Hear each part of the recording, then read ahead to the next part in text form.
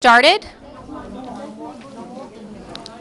Before we get started, our clerk, Anne-Marie Rocco, has handed out cards to anyone who wants to speak. If you would also like to speak and you don't yet have an index card, please come up to the front and get one from Anne-Marie Rocco. She's holding one out there right now for anyone else who would like to speak. Okay. Good evening. Welcome to the February 25th Village Board meeting. This meeting is now called to order. We'll begin with the pledge. I pledge allegiance to the flag of the United States of America and to the republic for which it stands, one nation, under God, indivisible, with liberty and justice for all.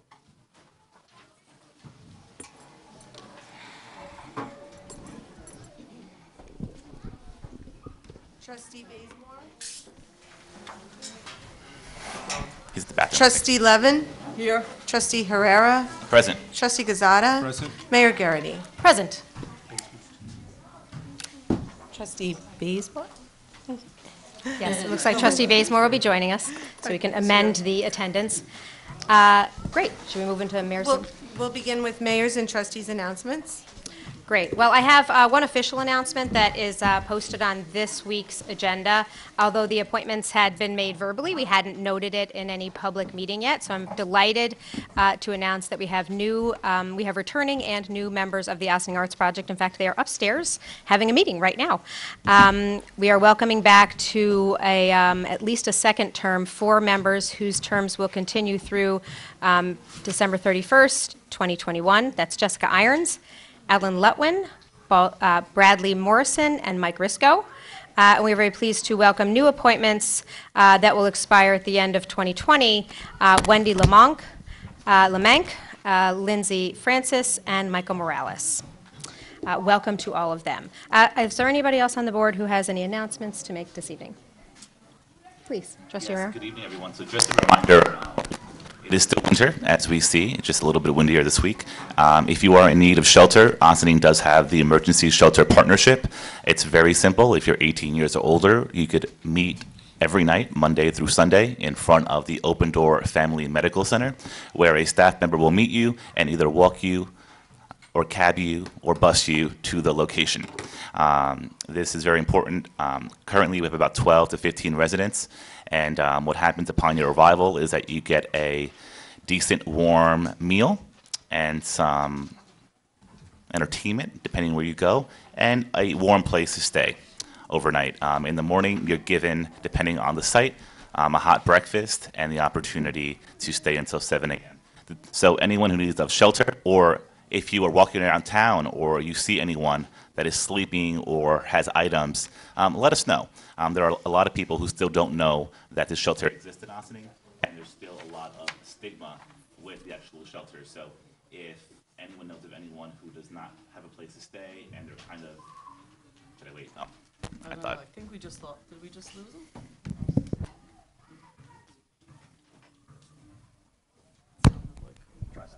That's good. All right. So please partner with us as we try to find more people who are not aware of our shelter.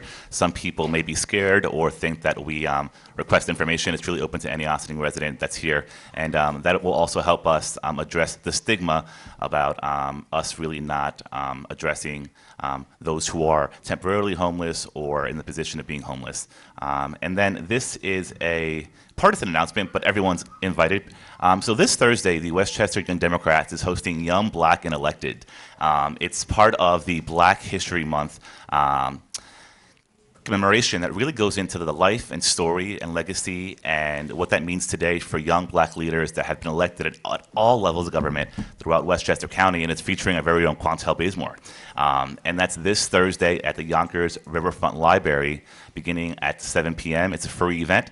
You don't have to be involved in politics, but it'll really give you an opportunity as to what the perspective, experience, and agenda is for all those that are in office and what they plan to do going forward, how their experience has been. Thank you. Thank you, Trustee Herrera, for that announcement. Thank you. Does anybody over here have announcements? Deputy Mayor, do you have any announcements? No. All right, I have a few announcements. Tomorrow morning, you can meet your postmaster. Lorenzo Robinson is our relatively new postmaster here at the Ossining Public Library. He is hosting a roundtable discussion tomorrow at the post office. That's February 26th from 11 a.m. to 2 p.m., and he asked us to spread the word, so please do join Mr. Robinson from 11 to 2 at the post office tomorrow. If you have any questions or concerns, we certainly have had a series of concerns with delivery, particularly in some neighborhoods, and this is an opportunity to be heard and to ask him what the plan is. I also would like to welcome everyone to join us for the March Documentary and Discussion Series screening. It's called She's Beautiful When She's Angry. Following the film will be a really terrific panel discussion. You can learn more at OssiningDocumentaries.org. As always, this program is free to the public. It's at the Ossining Public Library. It begins at 6:30 p.m. on Thursday, March 7th.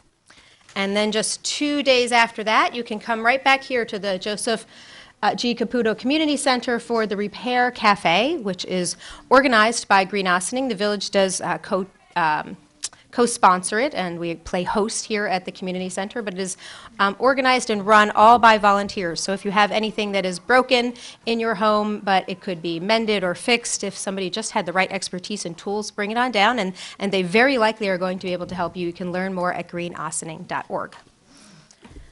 Alrighty, Madam Clerk. We'll move into administrative reports. Village Manager Deborah McDonald. Thank you very much. Here in the village, there are so many projects that we're working on all at the same time. And I have put together a list that we will be talking with the Board of Trustees at the next work session about all the different projects that are going on in all the different departments. And then I'm going to be posting that online. There's some very large projects that are on our agenda for this year. One is starting the new water plant construction.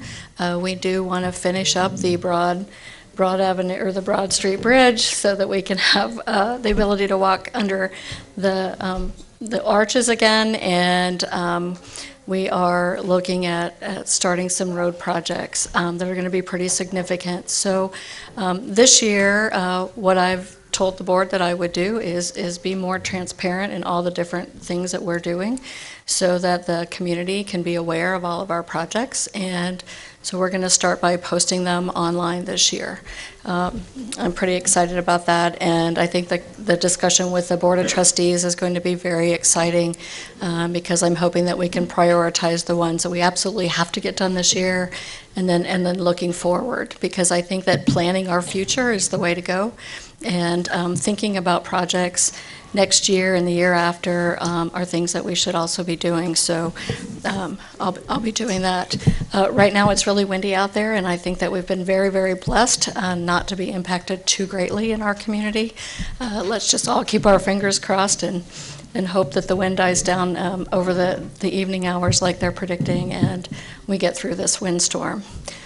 That's all I have. Can I just clarify, the date when we're going to be discussing the 2019 projects will be at the March 13th work session, correct? That is correct. Okay. Just because our next one is March actually 13th. 2 days away because we're at Oh, such a yeah, weird time not of that the week one. right now. Okay, The good. next one, the March 13th. Thank you Just very wanted to much, make sure Mary. we hadn't changed plans. Okay. Corporation Counsel Stuart Kahan. Thank you, Anne Marie. Good evening, Mayor, members of the board. Tomorrow night is the monthly planning board meeting. It is a full agenda. Monday is the Historic Preservation Commission, and Tuesday is the EAC. And that, when I say, I apologize, that's Monday the 4th, and that's Tuesday the 5th of March. One thing that we're getting ready for, and I know other departments in the village as well as town are getting ready for, is that March 7th is Record Retention Day. And my predecessors as Corporation Counsel and I all share one thing in common. We are pack rats. And we are in the process of going through all of our paperwork. My paralegal has gone through boxes and boxes and boxes to see what can be saved and what not. I know other departments will be doing the same. But it's a good opportunity to basically go through and see actually what we have. We tend to have many copies of certain things that we don't need and few copies of some things that we really do need. So that's a help there. But it is very beneficial because every once in a while, it's good to basically touch everything that you have to know exactly what's there. So Records Retention Day will be on the 7th. I believe that we will have shredders throughout the building for things that have to be basically discarded. We're also going to be, the folks from the State Archives will be there to assist us in going over the various records retention schedules that we need to follow so that we have everything in order for that day. Thanks. Thank you. We'll move into organizational. Oh, I'm sorry. Police Chief Kevin Sylvester. We could just keep going. I know everybody's dying to know what's going on in the police department today. So right now, as the village manager mentioned, we're dealing with a couple of power outages, not large areas, but Cedar Lane in an area out there. There's approximately 71 households out there, to include one of the nursing homes.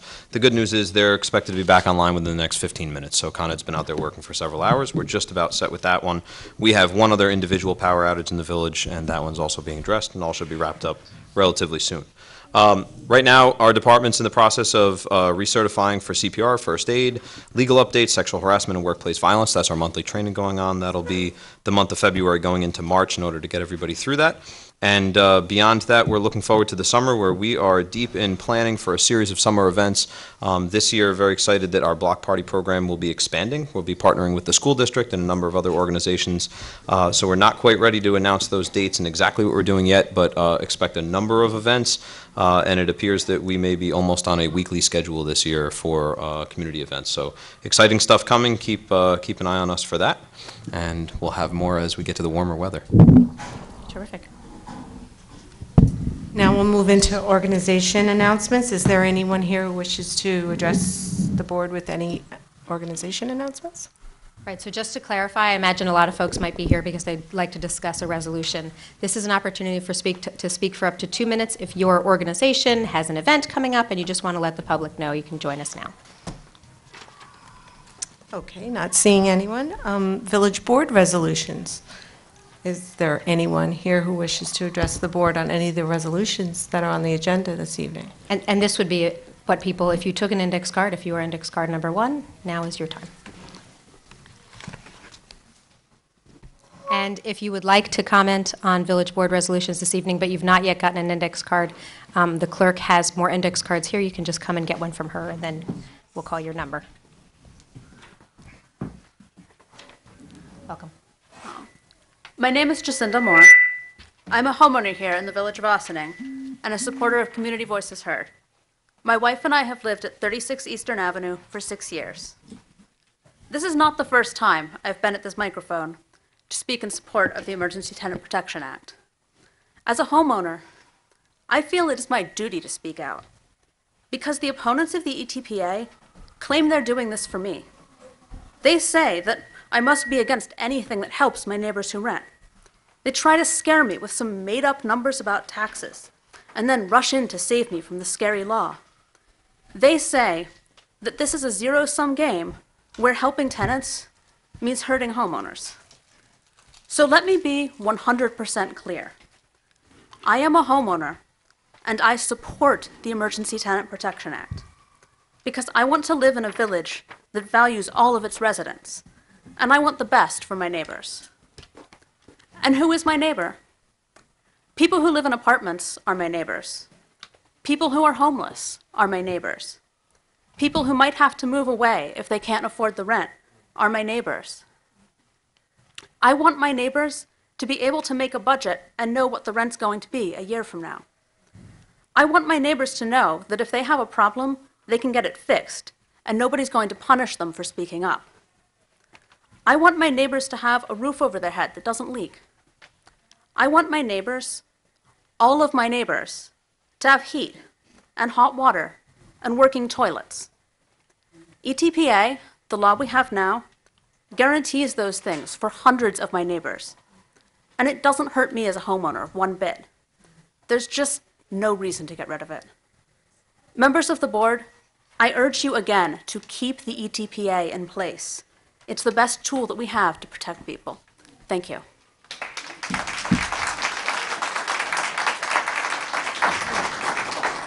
Number 2.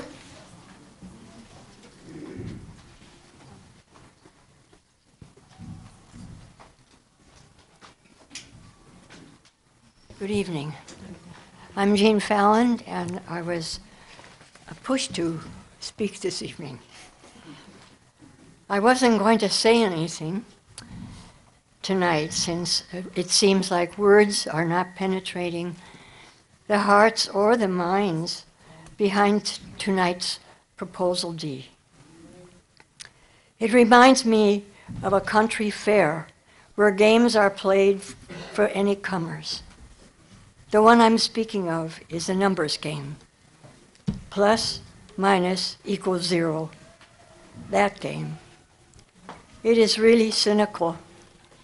The only way I can say it is to say to the people who will lose their protection and their rent control, I am sorry, really sorry. We didn't work hard enough, and God forgive us all. Number 3.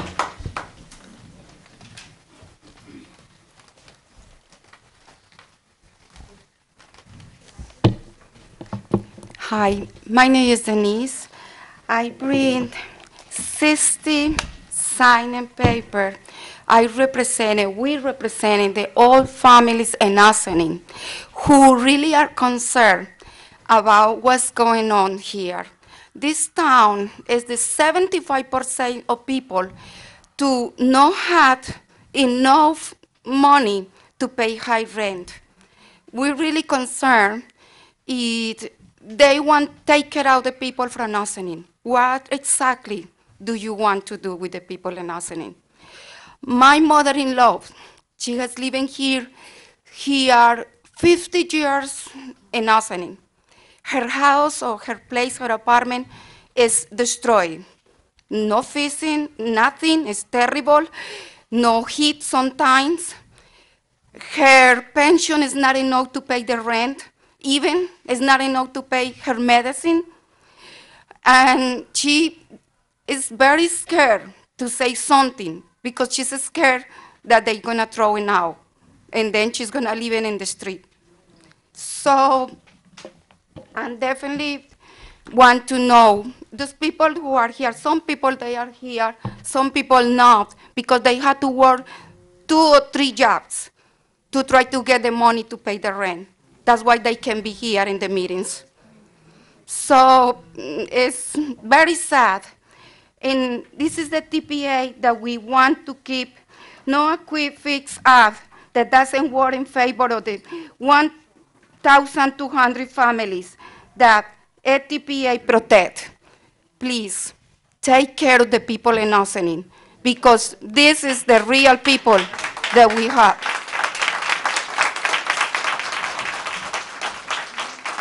Thank you. Number 4.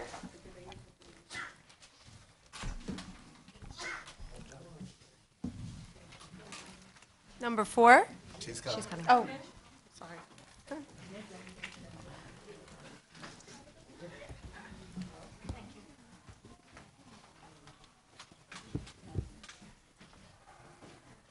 Hi, my name is Geraldine Muse, and I'm glad to be in this meeting tonight. I have a lot of concerns, but right now, it's regarding the affordable housing. A lot of us came and we voted and everything, and we made it possible that it was passed. I'm confused as to why we're here now. I mean, this seems to me like it's crazy. I retired last year in April at the age of 77 years old. Right now, I consider myself to be even low income, almost. And I'm worried myself because of the rent that we have to pay. And I'm worried about what am I going to do when I get a few years older. It's very difficult. And I borrowed from Peter to pay Paul to make sure the rent and all that is paid. And I mean, it's just a big concern. I don't understand why we're here tonight for a repeat of what has already happened. Thank you. Thank you.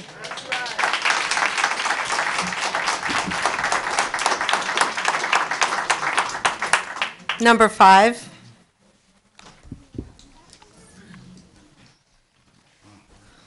Hi again. For those that didn't see me last time, My name is Yori Batista. This guy is little Gabriel that goes with me everywhere. Because if I don't have enough money to pay $2,500 in a rent, I don't have money to pay babysitting. And he's gonna learn from this age that he is gonna have a voice to whatever he needs, and he's gonna take care of whatever he wants, and nobody's gonna take it from him, especially if it is his right. Last time my emotions weren't able to let me speak enough. So I have a few questions specifically for the three of you that want to take things from us. So we have heard that there is a plan that is going to replace the TPA. You want to put a plan right now that we haven't heard anything about, and you want to just present and make it work right away without people knowing how it is. So what is exactly that plan that will replace the TPA? What are their features and characteristics that you think will be better than eTPA? It's not something that it will replace just to give us something to have. It has to be better than eTPA if you think that eTPA doesn't work. So 3, how is that plan better than eTPA? 4, have you tried, any of you, have you ever tried to buy a pair of shoes without trying them on? Apparently, probably they're buying on Amazon or something. If the result of the new plan is more than 1,200 families displaced from our current homes right now, does any of you have enough space on your backyard for all of us? Because I'm not willing to leave Austin. He is not willing to leave his pre-K school right now. We're not willing to leave Austin again. 6, you have enough time to work on your campaign. We should have the same time to review, analyze, and vote for the new proposal that you want to put in place. Because only the people affected know how this law will fit them better. Before giving me a new pair of shoes, at least ask me what's my size.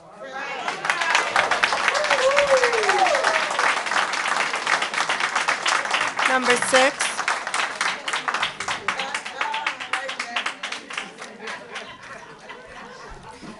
Good evening.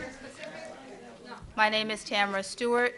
I am a tenant representative on the Westchester Rent Guidelines Board. And the people that you are looking to disenfranchise are the people that I represent. I have spoken before, so I am not going to waste your time, since you seem not to have cared about much of what has been said before by so many in this room and people who could not make it here tonight.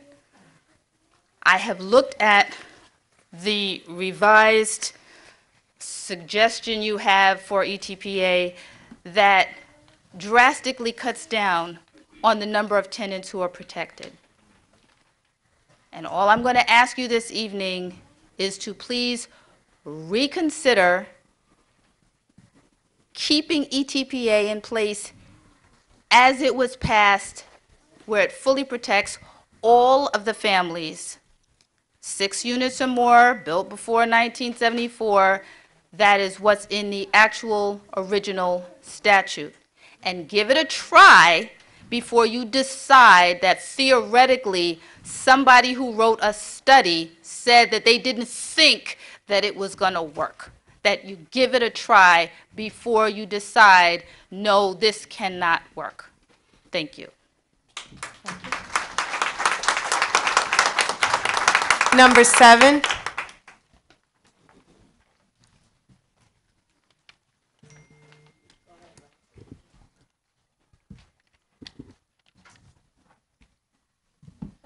My name is Alexis Muse Martinez, and this is not the first time that I've been in front of this microphone as well.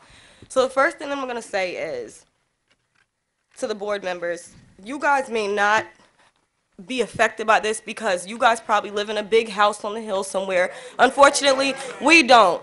And I'm an Ossining native. My family's from here, so we've been here for a long time. It's not like, oh, we're just moving here. We've been here for a long time. Our children go to school here. We went to school here. There is no reason why I have to go on Channel 12 News to get something fixed in my apartment. I've been living here for 8 years.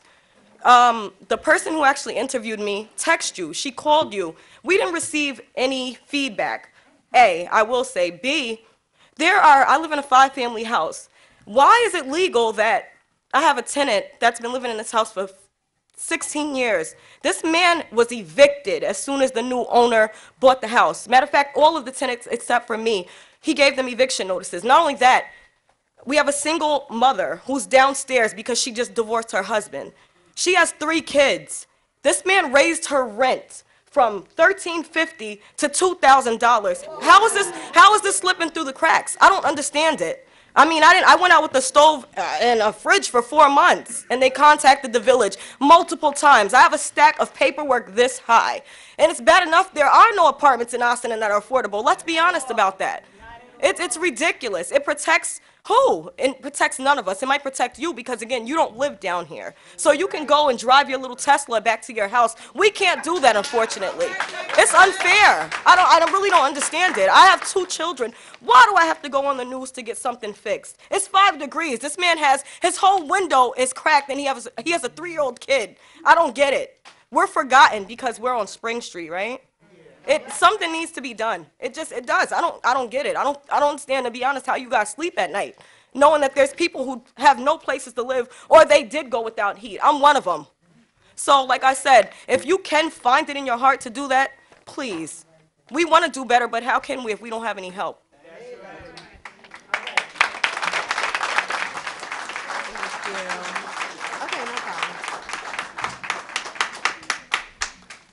Number 8. My name is Nicola Kenny. This is also not the first time I've been behind this microphone. I've been part of this ETPA fight now for 3.25 years. It's from the very first meeting of CVH, straight through the vote that we historically had in September, a mere 5 months ago. The resolution, as it has been modified since this previous trustee meeting, is barely a lukewarm version of ETPA. Having been, as I said, having been involved with the ETP fight, it is truly discouraging to see this effort to dismantle the protections of ETPA. I've already seen over 6 families be forced to move away, taking their children out of schools, leaving their jobs, sometimes even their belongings, because they haven't been able to afford to leave. Haven't been able to afford to stay, and then haven't even been able to afford to move. The diversity of Ossining is seriously in jeopardy here.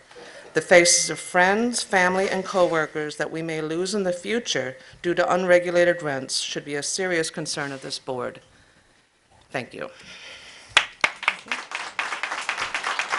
Number 9. Maybe they didn't hear. Number 9. Maybe they're passing. There's a gentleman standing up. He may be number 9.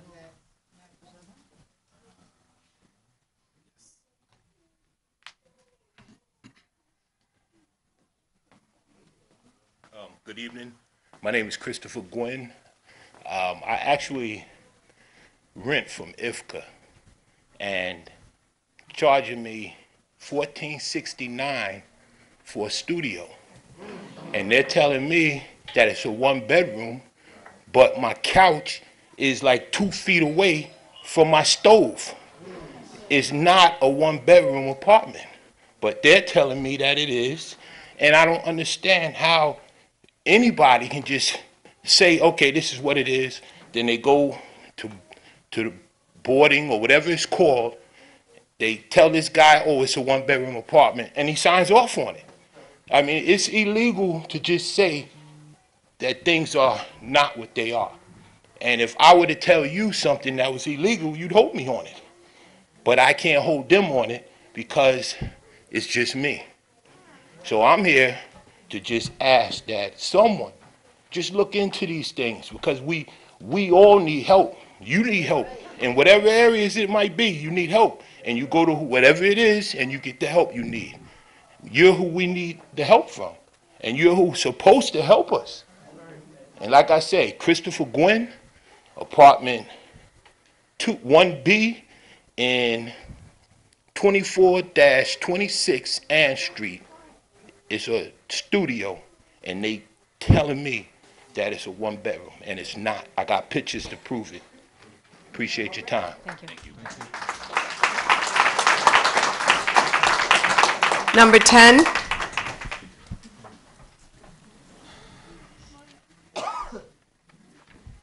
Good evening. My name is Kathy Thomas. I'm also a resident here, but tonight I'm standing to read correspondence on behalf of Miss Elaine Jones. My name is Elaine Jones. I've been an Ossining resident for over 40 years. As a senior citizen, this community is where I planted roots, raised my children, and lived almost all of my adult life. I've been a resident in the same rental building for 40-plus years as well. After decades of dutiful work and raising my family, I thought I would at least be able to enjoy the most basic and humane comforts in life. A safe, warm, stable place to rest my head each night in a town I've known and loved all my adult life. I am a disabled senior citizen on a fixed income seeking safe, affordable housing.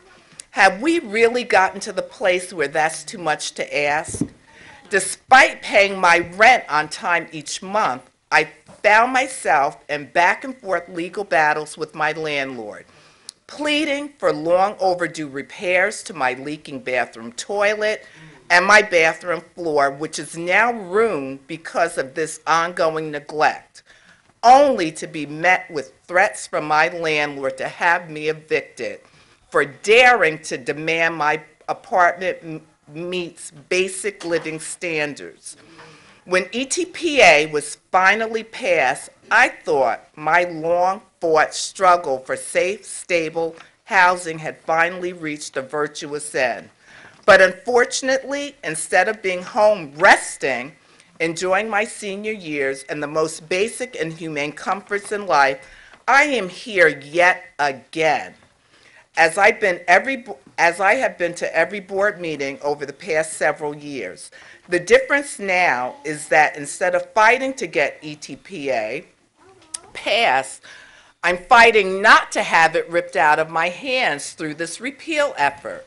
My building will no longer be covered under this new plan that offers no protection to the disabled or senior citizens.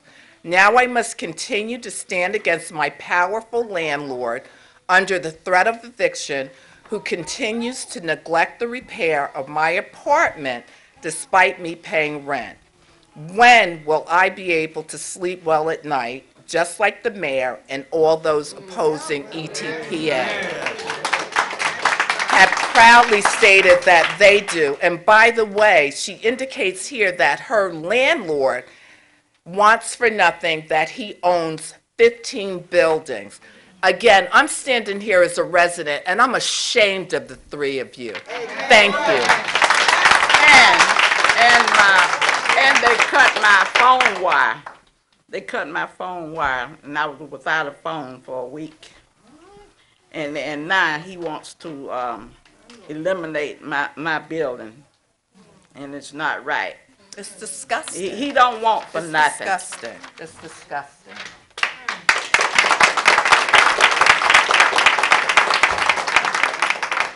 Number 11.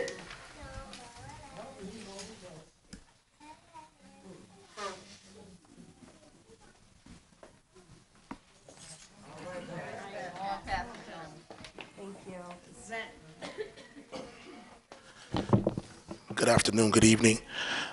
I, as well as others, have been here on multiple occasions regarding this matter.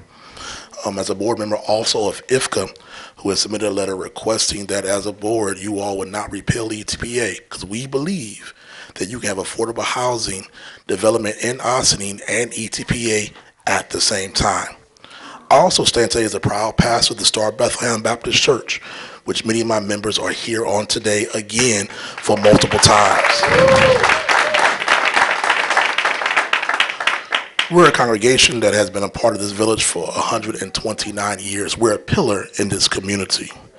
Yet unfortunately, I have to admit and be transparent that as the pastor, I lost faith in the board's willingness to listen to the voice of the people.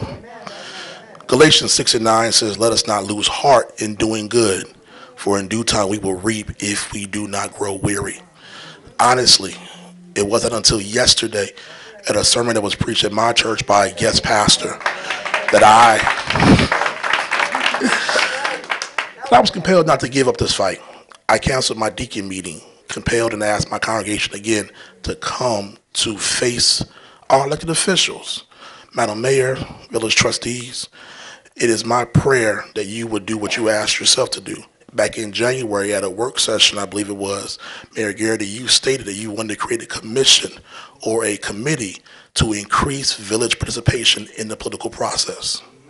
And so as a result, which may not have been your desire, the attempt of you and others to repeal ETPA has once again reignited the community's involvement in the political process. Persons from all demographics, orientations, genders, ethnicities have come together, have asked, don't repeal this. Don't create a compromise that nobody on the other side has signed off on. But to hear the voice of the people on an issue that they really near and dear need. Elaine Jones just spoke, is one of my members. Many of my members here are affected if you repeal ETPA, repeal screen injury. So I appeal to your heart as village board members. I'm having faith in God that all of you all, regardless of divisive rhetoric that we have had on both sides, that you care for your village, you care for your citizens, that you will say, despite what I may personally feel about a particular act, that I will do what is in the voice of the people and what they care about and what they are begging and asking for their elected officials to do. It is my prayer, it is my desire that we will continue to work together to unite Ossining, but to not repeal this act, nor to create a so-called compromise, but allow this act to go forth as is, allow things to play out, and watch and see how your citizens will respect you, will have restored faith in you, and will ask and pray that God bless this village and bless this board. God bless you.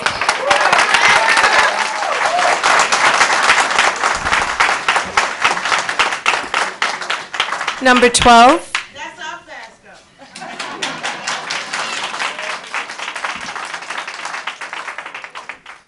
Number 12. Thank you. Number 13. No, Oh, number 12 is fine. I wish we had baked goods. Hello, my name is John Van Steen. Before you is Resolution D, which is a piece of legislation attempting to right the wrongs of the poorly conceived and very hastily executed ETPA law that passed last September. As we know, ETPA does not create any new affordable housing. It locks up existing affordable housing by creating a privileged class not based on need, and it makes communities more expensive for those looking for affordable housing, and all this at great expense to the existing community.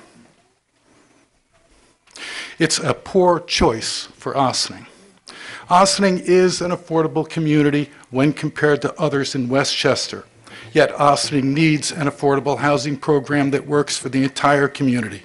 It needs a program that sets aside spaces specifically for those in need of affordable housing, verifies that those receiving affordable housing truly need it, does not lock up affordable housing by guaranteeing it to those who no longer need it, but has a continuing verification system, has a strong landlord-tenant relations board to assist with policy construction as well as dispute resolution, does not negatively affect the tax base by making the policy so onerous that it's worthwhile for landlords to file tax grievances in order to rebate for lost profits, and applies universally to all apartments in Ossining pre-1974, post-1974, and new construction.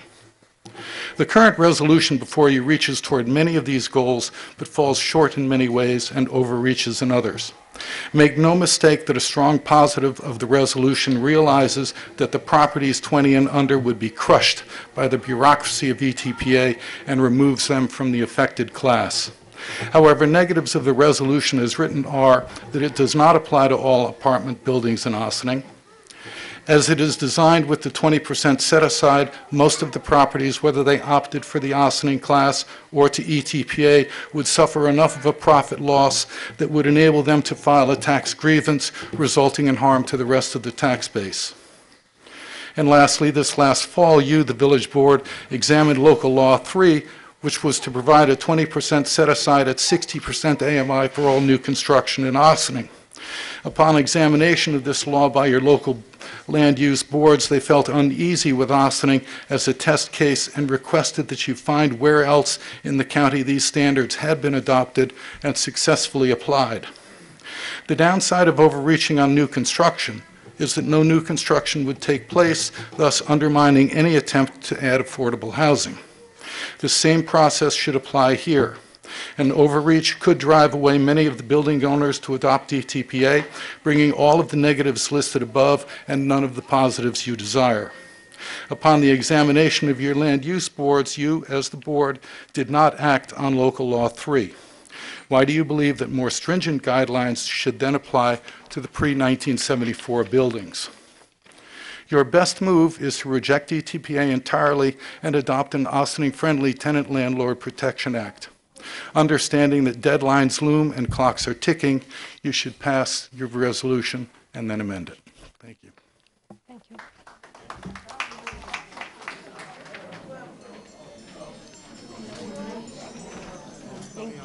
Emery did.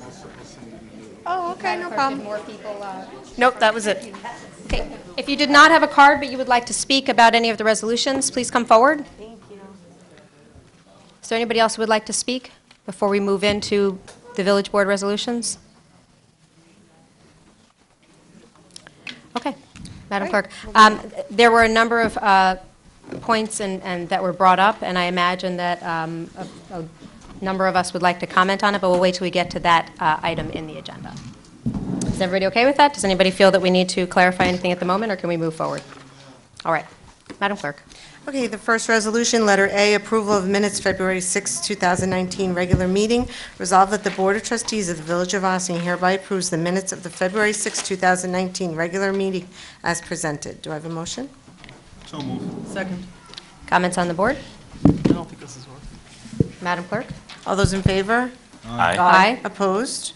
Letter B, approval voucher detail, February 20, 2019. Resolved that the Board of Trustees of the Village of Ossining hereby approves the voucher detail report dated February 20, 2019, the amount of $441,859.09. Do I have a motion? So moved. Second. Comments on the board? Madam Clerk? All those in favor? Aye. Opposed? It appears that our letters are going to be Yes, one off for letter the rest of the evening. Okay. Letter C, finance budget modification to provide a funding for uninterrupted power source system at OPD. Resolved that the 2019 general fund budget is modified to transfer appropriations of the contingency account for replacement of the uninterrupted power source system at the Ossining Police Station, at the Ossining Police Department, estimated at $40,000 as follows. Do I have a motion? So moved. Second. Comments on the board? Sure, if you could give us a brief explanation, Chief, that would be Sure. helpful. Am I on? There we go. Listening for my echo. So what this is, the uninterrupted power source is a device that gives us the ability to bridge the point where Con Edison power comes into our building where there's a power outage. We have an emergency generator in the 30 seconds or so where that gap falls in. Without an uninterrupted power source, we would lose phone lines, all of our computer databases, and it does a great deal of harm to our information technology infrastructure. The device that's currently in place was installed in 1999 or 2000 when the building was built. It's been serviced annually, and there was no indication that this would come up right now. However, during our last power outage, it did have a total failure, and there was a period of time where we had actually lost all phone and radio communication into and out of the police station. So this will give us the ability, and hopefully for just as long a period, in order to provide appropriate service to the community. We've also, during this process, found that we were able to secure an additional backup at the individual phone systems from Westchester County for the 911 system itself in order to give us another backdrop so that if, in the event of power outages, public safety isn't impacted. Thank you. I just have quick questions, and I think you covered it, and I'm sorry that I forgot. Budgeted or unbudgeted item? It was unbudgeted. I know, it doesn't feel like... I don't know. Sometimes I hear myself, sometimes I guess it's don't. out there. Listening to the voices in my head here. This was unbudgeted because it was serviced in the fall. And during that time, they'd replaced some battery cells in it, and they told us that it would have at least another year and likely several more. And then all of a sudden, during this last power outage, it just had a critical failure and totally went out, and they weren't able to bring it back. There's no parts that would be able to replace it. Okay. All those in favor? Aye. Opposed? Letter D, resolution approving local law 1, 2019, an amendment to the zoning map for property located at Croton Avenue, SBL 89.19-2-17, from the current MF2 zoning district to the NC2 zoning district. Whereas by letter dated September 7, 2018, Edward Baker and William Baker, by their attorney, Joseph Starjati, submitted an application to the Board of Trustees requesting an amendment to the zoning map for the property located on Croton Avenue, which property is designated on the tax assessment maps as Section 89.19, Block 2, Lot 17. And whereas pursuant to Village Code Section 270-59, October 17, 2018, the Board of Trustees referred the proposed amendment to the zoning map to the Village's Planning Board for a report. And whereas following discussions, the Planning Board on December 18, 2018 issued its recommendation to the Board of Trustees regarding the proposed amendment to the zoning map. And whereas in its recommendation, the Planning Board considered the purpose of the MF-2 zoning district where the property is currently located at the purpose of the NC-2 zoning district. And whereas pursuant to Village Code Section 2770-59A2, the Planning Board made its inquiry and determination concerning A, whether the uses permitted by the proposed change would be appropriate in the area concerned, B, whether adequate public school facilities and other public facilities and services, including roads, exist or can reasonably be expected to be created to serve the needs of any additional dwellings or other uses likely to be constructed as a result of such change. C, whether the proposed change is in accord with any existing or proposed plans in the vicinity. D, the effect of the proposed amendment upon the growth of the village as envisaged by the comprehensive plan and the LWRP, and whereas the Planning Board recommended to the Board of Trustees that proposed amendment to the village's zoning map be approved, and whereas pursuant to resolution dated January 16, 2019, the Board of Trustees called a public hearing on February 6, 2019 on the proposed amendment to the zoning map pursuant to Village Code Section 270-59C. And whereas the Westchester County Planning Department acknowledged receipt of the proposed amendment to the zoning map by correspondence dated December 7, 2018. And whereas pursuant to Village Code Section 270-59C, notice of the public hearing was published in the official newspaper of the village at least 15 days prior to the hearing date, and notice of the hearing was mailed to owners of properties within 300 feet of the map change. And whereas public hearing was conducted on February 6, 2019 on the proposed amendment to the zoning map, at which time the public was offered an opportunity to address the proposed amendment.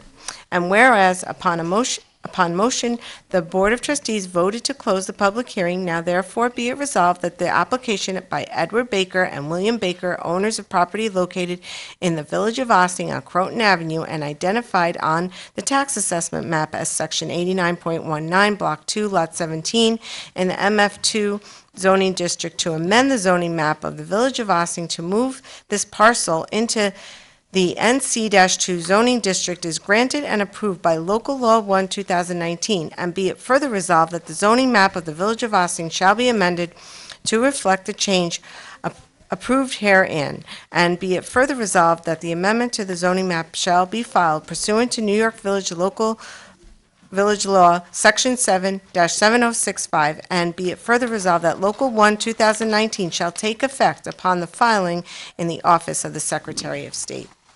This is a roll call vote? Do we have a motion? Oh, do I have a motion?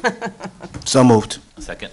Okay, comments on the board, and I have a couple, and I spoke with Corporation Counsel earlier today, and I guess it would be 1, 2, 3, 4, 5. The fifth whereas, which is the bigger paragraph, and it says that it is adequate school facilities, public facilities, and services, including roads, exist and can be reasonably expected to be created to serve the needs of additional dwellings. So this is where my question probably falls in, and I'm looking at you, Stuart, because you know what my concern is.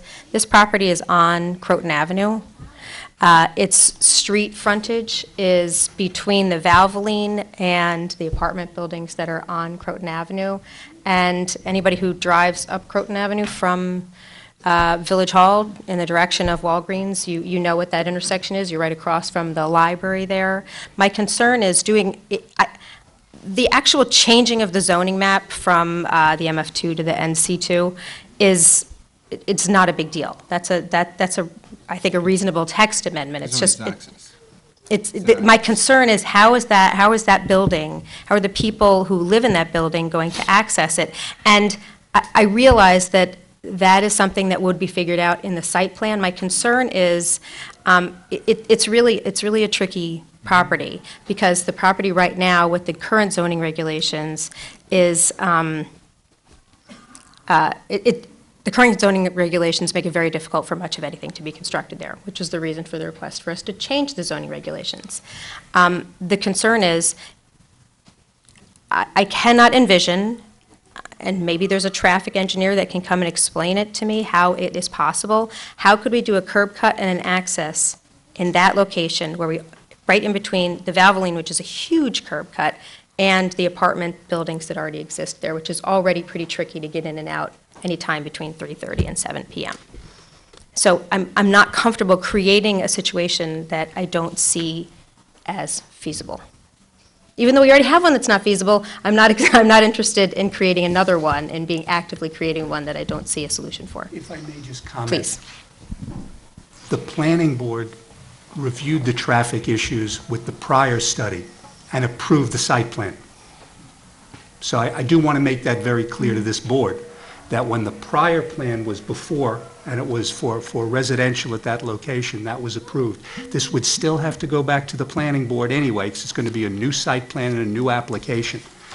So I just want to, I do want to make that point very clear, that this is to change the zoning district where this is located. The applicant would present a new plan to the site plan for what they intend to do. The planning board would look at it once again, but their prior plan was fully vetted by the planning board, and in fact, there was site plan approval granted, where the reason it's here with this amendment here is because the zoning board did not grant the variances that were sought.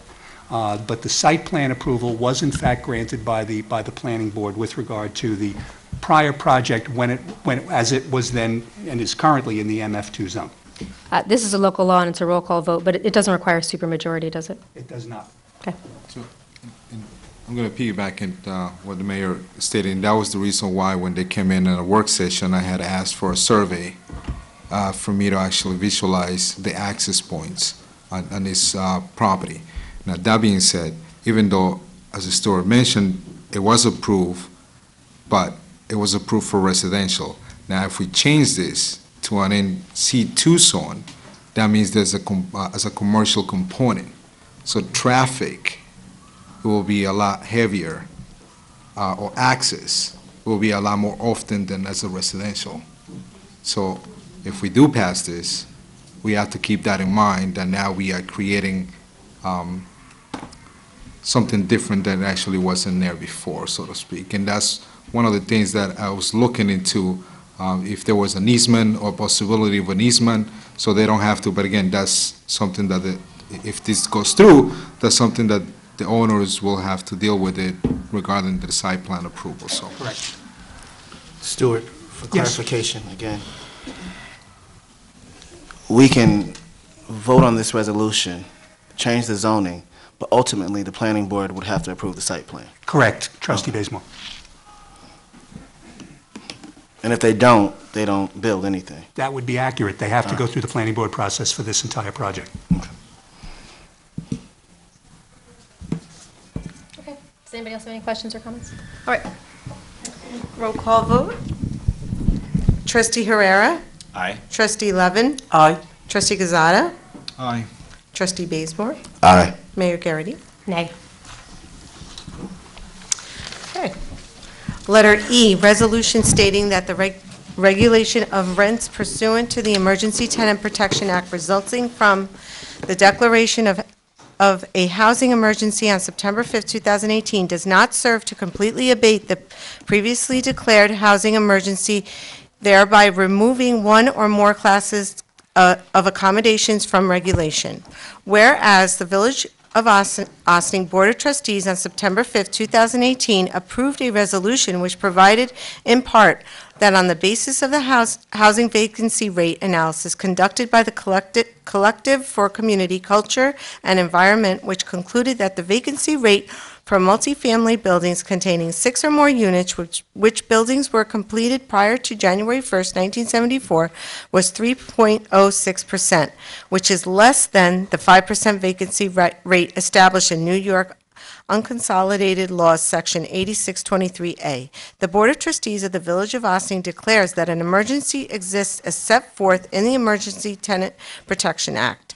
That effective upon adoption of this resolution and filing of same, the provisions of the ETPA as amended shall apply to buildings in the Village of Ossining containing 6 or more rental units completed prior to January 1st, 1974.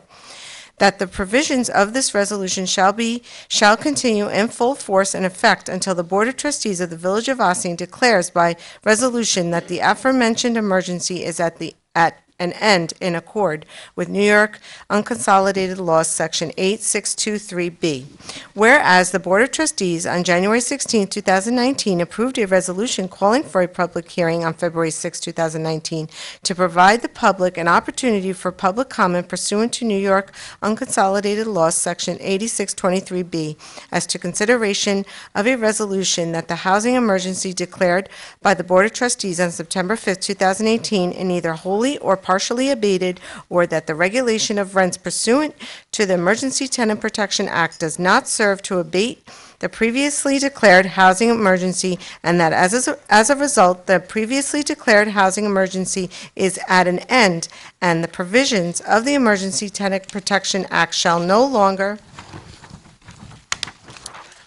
apply in the Village of Ossining to buildings containing 6 or more rental units completed prior to January 1st, 1974. And whereas notice of the public hearing was published in the official newspaper of the Village of Ossining, and whereas the public hearing was considered on February 6, 2019, at which time members of the public addressed the board on the proposed resolution and the possible declaration of the Board of Trustees that the regulation of rent pursuant to the Emergency Tenant Protection Act does not serve to abate the declared housing emergency. And whereas the Board of Trustees voted to close the public hearing effective February 5th, 2019, to allow for the receipt of any additional written comments from the public, and whereas the public hearing is now closed, and whereas the Board of Trustees has determined that the regulations of rents for certain classes of housing accommodations within the Village of Ossining does not serve to abate the previously declared housing emergency. Now therefore be it resolved that the Emergency Tenant Protection Act shall not apply to the following classes of housing accommodations in the Village of Ossining completed prior to January 1st, 1974. A, all buildings with 20 or fewer units, and B, those buildings where buildings owners have entered into binding agreements with the Village of Ossining providing for 1, 20% set aside for affordable units, 2, such affordable units to be available at no more than 50% of the area median income for Westchester County, 3, rent to account for no more than 30% of the tenant's income, 4, tenants in the affected units must be written leases of either 1 or 2 years' duration. 5, annual rent increases for effective units to be determined by the annual percentage increase in the 50% area median income for Westchester County. 6, owners may utilize a third party to determine which potential tenants have a sufficient income for the affordable units. 7, owners shall set aside such units to meet the 20% set aside within 12 months of entering into the agreement with the Village of Ossining. 8, such agreements shall run with the land so that the sale of the buildings will not impact the effectiveness of the agreement. And 9, owners may enter this class at any time upon executing the agreement with the village. And be it further resolved that certain certified copies of this resolution shall be provided to the State Division of Homes and Community Renewal and Westchester County Rent Guidelines Board, indicating that the effective date is February 25th, 2019. Do I have a motion? So moved. Second. All right, comments on the board? No doubt we all have comments. Stuart, do you feel that you want to explain anything further, or you'll wait to hear if people have questions? All right. Comments from any trustees? I guess I'll start off first. That's usually how it's gone. Good evening, everyone. Before I start, I'm just going to translate to those who speak Spanish, that I'll be available after the meeting to translate for the sake of time. Buenas tardes, gracias por venir a la reunión de concejales en Ossining hoy. Por el tiempo, si quieren que alguien le traduzca lo que hemos dicho respecto a esta ley o lo que pasó hoy, los concejales Manuel Quesada o Omar Herrera o Marcela Levin, que estaba aquí, te pueden ayudar al fin del meeting. Okay, so I have a couple of questions, but also statements. So I'll start off here. So welcome to public input session number 6 of ETPA. Number 6. I'm sorry that you're here again. I'd love to see all you, just not for the same thing the 6th time. This is a statement that myself and Trustee Quantel Bazemore issued after the late evening announcement of a replacement for ETPA, better known as the Emergency Tenant Protection Act. I'm just going to read the first couple of paragraphs.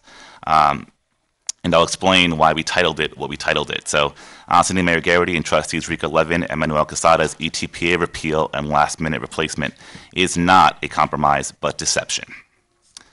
After 3 years of studies, vacancy reports, public hearings, disturbing testimonies, much contention and controversy, and real estate special interest lobby and scare tactics to homeowners, it was found that this program was a perfect fit for our community, and on September 5th, 2018, history was made for tenants in our overall community, as we became the 20th municipality in Westchester County to enact a program known as ETPA, which provides fair rent leases and tenant protections against retribution by landlords for complaints of building safety and maintenance.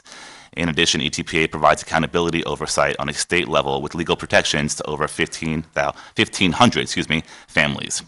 2 programs that are part of ETPA are the Senior Citizen Rent Increase Exemption, known as SCREE, and the Disability Rent Increase Exemption, known as DREE, which were adopted by the mayor and this board just 2 months ago, actually last month. And are also on the chopping block, hurting the most needy and vulnerable, especially if you're a senior or a person with disabilities. This is the most disturbing part that brought us today. On the evening of February 15th, that's just this past Friday, February 15th, myself, Trustee Herrera, and Trustee Bazemore, as well as all of you and the general public, found out late afternoon on Friday that an alternative policy has been placed in the resolution calling for the repeal and removal of ETPA from residents of our village. According to the open letter published by the 3 members of the board on February 18th from Ossining Mayor Victoria Garrity and Trustees Rika Levin and Manuel Quesada, which was news to us, the Wednesday, February 20th village board meeting was now to serve as the evening, which, by the way, it got postponed because of the snow, but it was originally on February 20th. The meeting was now to serve as the evening they planned on voting in favor of a resolution that will change how ETPA applies to our community. This is where it's a flat-out lie. They announced that a compromise has been achieved. However, how can that be done with all stakeholders and the entire board? The prior two public hearings just held this month were solely to receive input from the community on the introduced resolution to end ETPA, not to review its alternatives or revisions. To be clear, this board, this body, all of you have not discussed this last-minute repeal proposal at all. It's being done now, and they're voting on it right after this. So there has been no public dialogue, analysis, or sufficient time amongst the village board, the public, the advocates, and partners in county, state government to properly vet, review, and question this last-minute replacement proposal.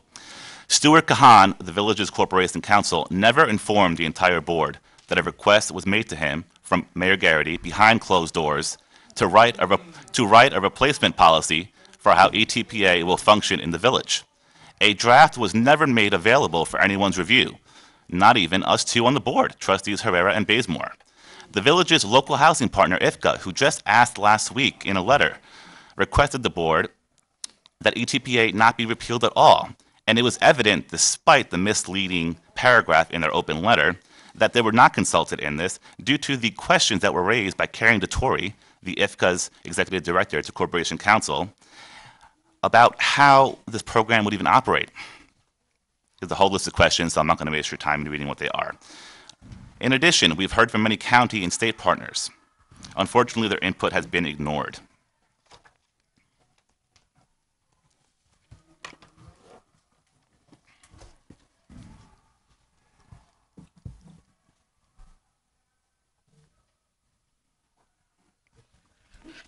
So that was from our letter, and there's a lot more to that. And these are my prepared questions regarding tonight's proposed resolution. The first couple are for Corporation Counsel Stuart Kahan, which I think, because we had to allege or think, who has the power and or the ability to instruct a last-minute law be written in a certain way.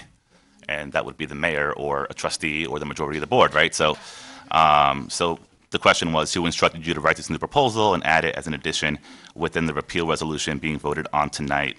The next question for Stuart Kahan is, why did you not send a draft to the entire board for feedback and analysis or discussion? And the other question for Stuart Kahan of Corporation Counsel, how did you discuss this policy with 3 members of the board without the remaining trustees and during a public meeting? When were these discussions had? Other general questions regarding the policy. How would you protect tenants that live in apartments that have 6 to 19 units from rent gouging and substandard conditions? What experts with experience with investing, financing, maintaining rent-stabilized units did you consult before writing this policy? What was their feedback? Is it in writing? What are the current rents for the units that are under the Emergency Tenant Protection Act currently in the village? Will you be proposing a rent registration? How many more people are we going to need to hire in the village who will need to begin this whole new procurement process and bureaucracy at the local level that we say we're fleeing from at the state level? Other question that just came to me on the way here, I had to write it down. If the opt-out is for the affordable housing program is good for buildings of over 20, why not for over 6? And what landlord do you know is going to volunteer to be part of this program?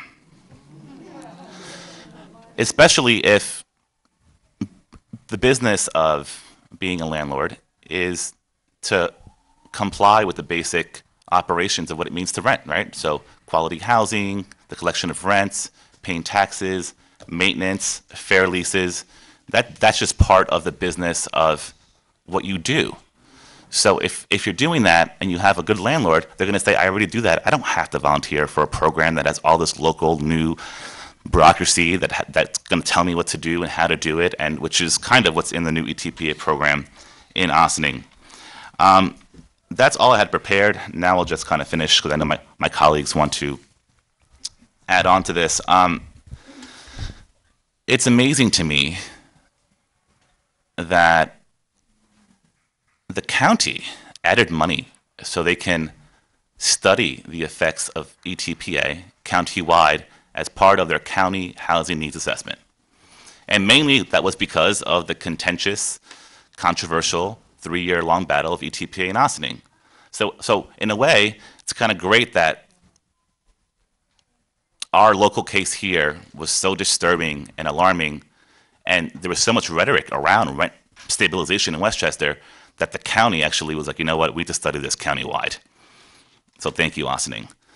And the county executive said in a letter that his office wrote, that he signed, that he said he wrote, regardless of what you hear from people, it came from him. He asked the board to hold off on any effort to repeal the TPA until that process is over. Now, however, that's being rejected. Again, Ossining knows best, even though we're the board that wants to work very closely with the county and state for some grants, some programs, but we don't really trust our leaders for certain stuff, but we do, but they're our partners, but they're not our partners, but we still want you, but we still need you. I mean, how we're operating our relationships with people that we need or want to work with to better our community, not only for housing, but economic development is so disingenuous and alarming. It's pretty disturbing. Going after the county for saying that we're in this mess because of them and the state. We all have, including this board, including the village, local, county, and state, all plays and has fault for the housing issues that we have in our community and for what we have chosen to allow in our community. We heard from advocates, we heard from experts, we heard from clergy. Then, I'm kind of summarizing the whole process so you guys could know. We reached out to people because the rhetoric from these three were that all of you were outsiders, that all of you were agitators, that all of you were bullies, and that all of you make people feel uncomfortable. And you all know what those undertones are for. So this is disturbing to me because of one reason. This, hold on,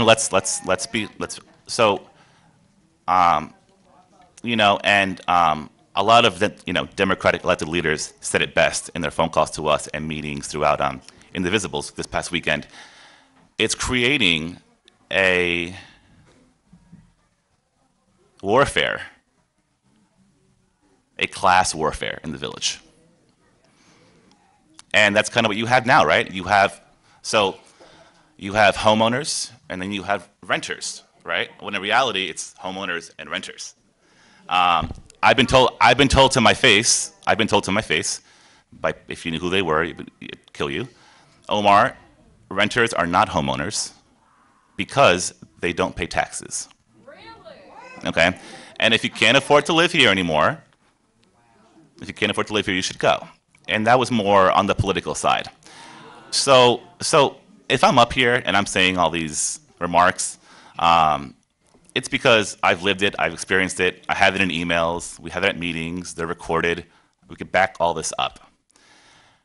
One thing though that I haven't been able to, to like really grasp is, despite all of this, despite the majority of people who endorse them, despite the state assembly and Senate working to finally address the concerns that legitimate landlords have about the program's flaws and how to make it better for the first time in 20 years, despite the county adding money to analyze the faults or the provisions or how to make it better in the county, despite the IFCA board, Ossining's own version of our housing authority, despite the countless hours in public hearing, I can go on and on and on. It doesn't matter because the repeal effort's going forward. So what I don't understand is the why. And because of the way this was done by Corporation Counsel under the direction of the three members of the board, I now don't trust the process and how we operate as a village in general and how policy is made. So I now have to step back as an elected official the next couple of months to see how I'm going to be verifying legal opinion from our Corporation Counsel, our village manager, and our three members, and to see because if I don't trust the process, how can I ask you to trust it? So the why has been a big question for me. I don't want to go into the policy and why we need it. We all know why we need it. We all know why you're here. And it's great that we have a Landlord-Tenant Relations Council, and I'm going to say thank you to everyone who's made that what it is today because they've made extreme progress. but they're an advisory group. There's a reason why they don't have the teeth that they have. They have some teeth when it comes to, having a subpoena in local court, and now the internal conversation about requiring leases, but they don't have the same legal protections and or counsel that we have at the state level. If that was the case, it would have totally been removed countywide in the other 19 municipalities, New York City, and throughout the state. So I ask you to let me know going forward, because I don't know all of the buildings that were immediately registered or not. I know that some people had challenges with HCR, and others just chose not to register their buildings because they didn't want to and because of a lawsuit. But ETPA was enacted on September 5th. So you should have an ETPA lease today. Regardless, you should have one today. I want to know if it gets pulled out from you and what happens to you, because I'm going to bring it back to them. The notion that there's no urgency kills me. Oh, Omar, this is not going to put people on the street like you say it is, and it's not going to be that big of an issue, and people aren't just going to be on the streets, and I live it, breathe it, see it. So why do you think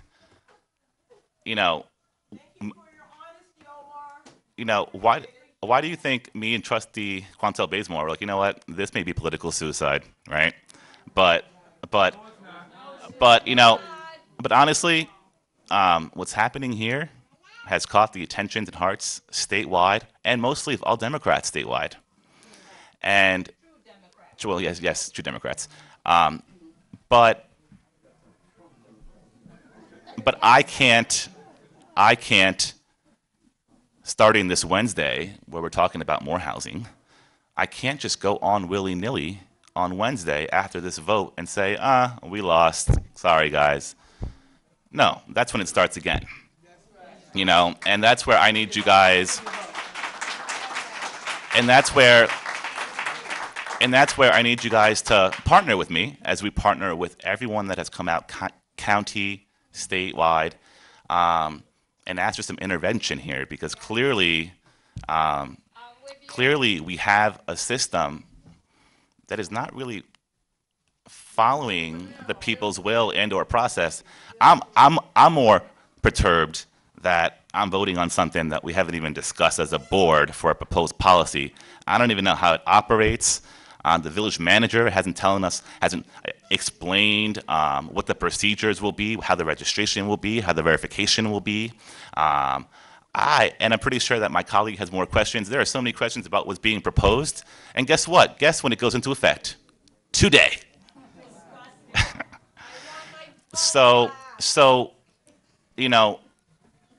if they actually wanted it to work, you would, in Albany, do you know that, and actually in some town councils, not all, any proposed law or policy, it's supposed to sit on a legislator's desk for like a week, or like whatever the board chooses is a good time to review, to think about it, to get feedback. And we got this late on Friday. Keep in mind, the original proposal to repeal the program was also given without public discussion, and given as a surprise the meeting of January 9th. So we see a track record that you aren't part of this process. And mom and dad knows best, and you're going to learn how to like it. Okay? We know the experts, and your people and you are not the experts. All right? And that's very dangerous. So I've said a lot. I'm going to try to translate that in less than I spoke in English later. Stay with us. Stay with us. This Wednesday at Village Hall, we have a work session. I need you to pack that too, as we discuss public land that you own for new housing.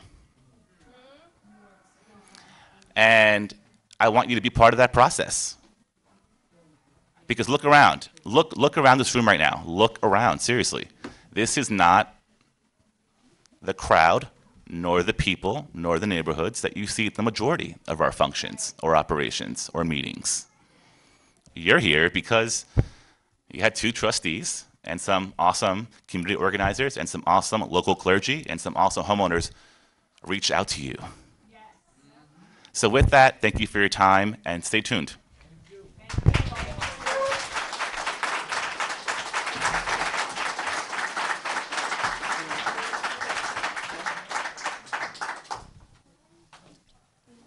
No, I think the other board members should. Well, you don't, okay. All right. Thank you. I would just like to ask the room to please refrain from commenting while we're having our comments.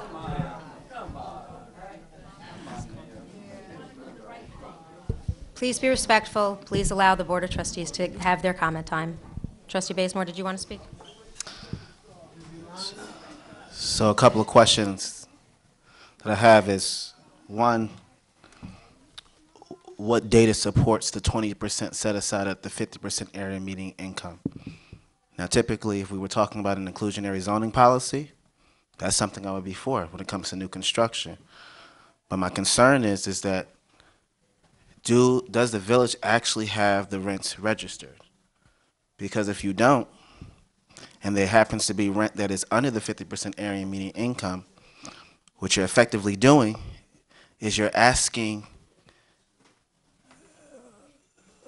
these building owners to provide units that may be well above their current market rate. On top of that, you're asking these buildings to provide units that they don't have available. I think the one thing that is being lost in this whole conversation is that this is a housing emergency. When we talk about vacancy, that means that there is an amount of buildings and units that are occupied. If it is under 5%, it is an emergency. The village has done a vacancy study twice. The first time it was 3.09. This time it is 3.06. There is an emergency. Second question. How will these units and size and the locations of these units be determined? Again, when you're asking people, is it going to be 1 bedrooms? Is it going to be 2 bedrooms? Is it going to be 3 bedrooms? Right? Is it going to be a 3-bedroom at the 50% area median income? Is it going to be a 1-bedroom at the 50% area median income? Are they all going to be on the same floor? These are questions that you should already have answered. Who's going to pay for this? Who's going to pay for the marketing? How are you going to determine income qualifications? Typically, and this is just from experience, IFCA may determine affordability one way, Avalon does another. And so then when you start talking about all different forms of income, think about the people you are serving. See, I think there's an idea on this board that people at the 50% area median income, oh, that's someone who might be making $50,000, $60,000. Some people, it's 2 jobs, right? And if you have 2 jobs and one is hourly, then the income that you had one month, you don't have the next month. What happens when you lose one job?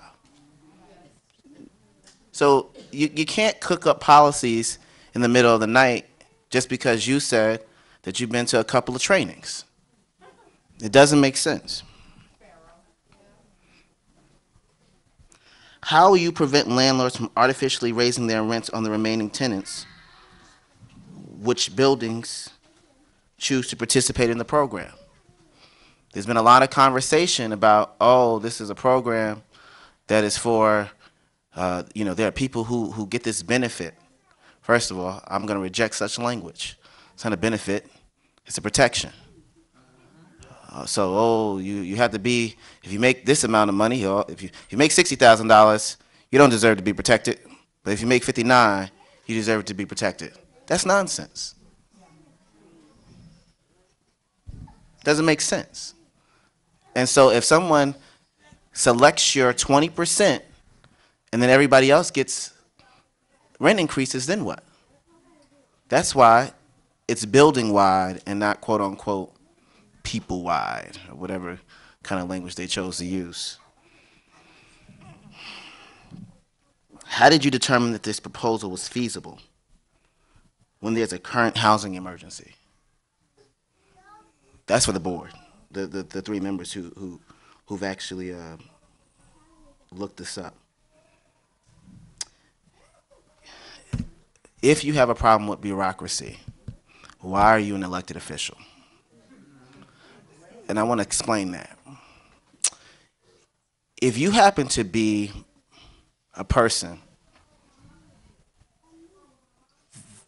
that historically has not been a white male and landowner, you have had to fight for your rights always.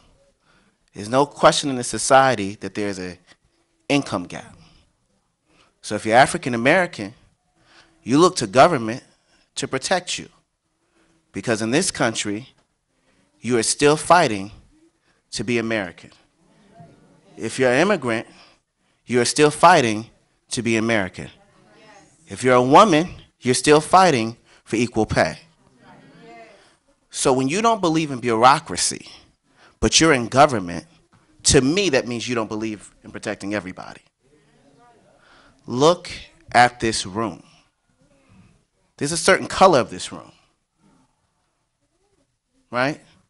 We've had a rainbow coalition, but yet and still, I'm still trying to figure out how many people do you need to show up to say, hey, this really matters. It looks a certain kind of way. It feels a certain kind of way. That's because it is a certain kind of way.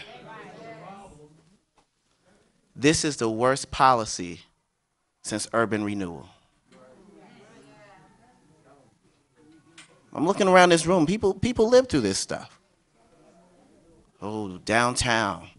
Oh, we gotta figure out a new way, and we're gonna bring in these developers, and we're gonna create this new apartments and these new commercial units that never happened.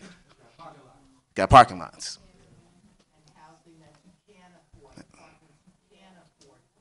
Right? This doesn't make any sense. It's bad. And lastly, it's arrogant to tell someone who's been fighting their landlord 3 times, the phone has been cut, you've had leaky ceilings. It's arrogant to say, you know what you need? You need education. You need a landlord-tenant council.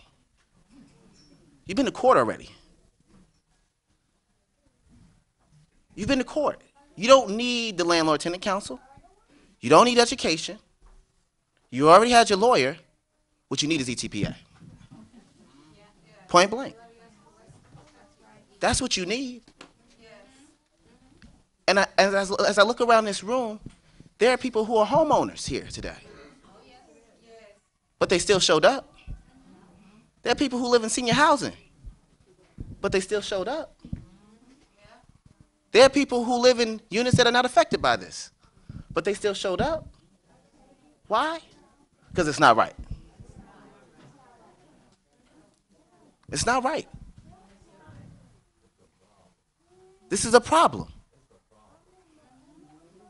Look around the room. There are people who live in units that are not affected, but they don't come in here and say, you know what? Because I've had a problem, I want these people to have the same problem. That's not how we operate. So board members, hopefully you can answer my questions.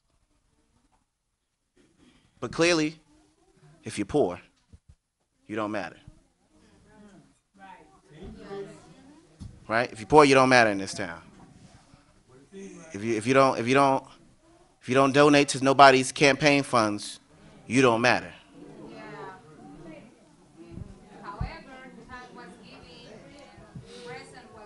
Right? This you got homeowners coming out. They get it. But you don't matter. Listen, you may not remember what people say, but sure enough remember how people made you feel. I don't like the way I'm feeling right now.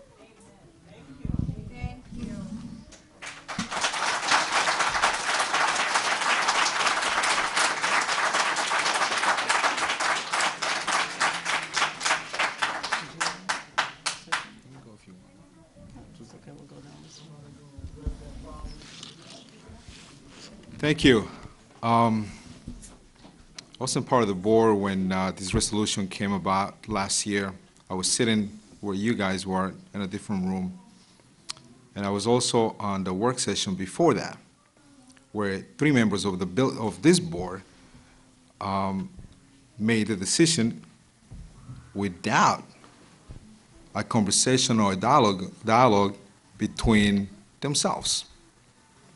The change was ETPA for 6 units and up. I was part of the beginning of this conversation almost 3.5 years ago. We have never denied the need of affordable housing in our village, in our community. And any decision that I have taken in the past, and any decision that I will take in the future, is always a compromise. It's always a compromise for our members of the community. No matter who they are, no matter the color, no matter the religion, no matter what they... I'm sorry, please. I've been in Spring Street for the past more than 20 years. I was a homeowner. I'm a homeowner there. I was a renter. I worked 3 jobs at some point as well, so I know the sacrifice. So, yes, sir, I do know the sacrifice. I still work 2 jobs now, and this is my 4th or 5th job as well. So I know the sacrifice. I know what people feel. Okay, enough. Please, please. I want everyone to be here in the room for this meeting, but you cannot keep interrupting. Please allow everyone to speak without interruption. The compromise that we came out, thank you. The compromise that we came out is what we have offered tonight. I feel confident that this will work. Just like when this was formed last year, ETPA, the state doesn't know how this works. So we know that we have a law that's improvement what we already had established in the past. And the reality is, I'm going to be supporting this tonight. There's a lot of other issues that was brought up tonight in regards to housing and the state of housing in some properties. I will be looking into those issues myself. I will reach out to the people that actually refer to those issues. IFCA, Building Department, our tenant landlord.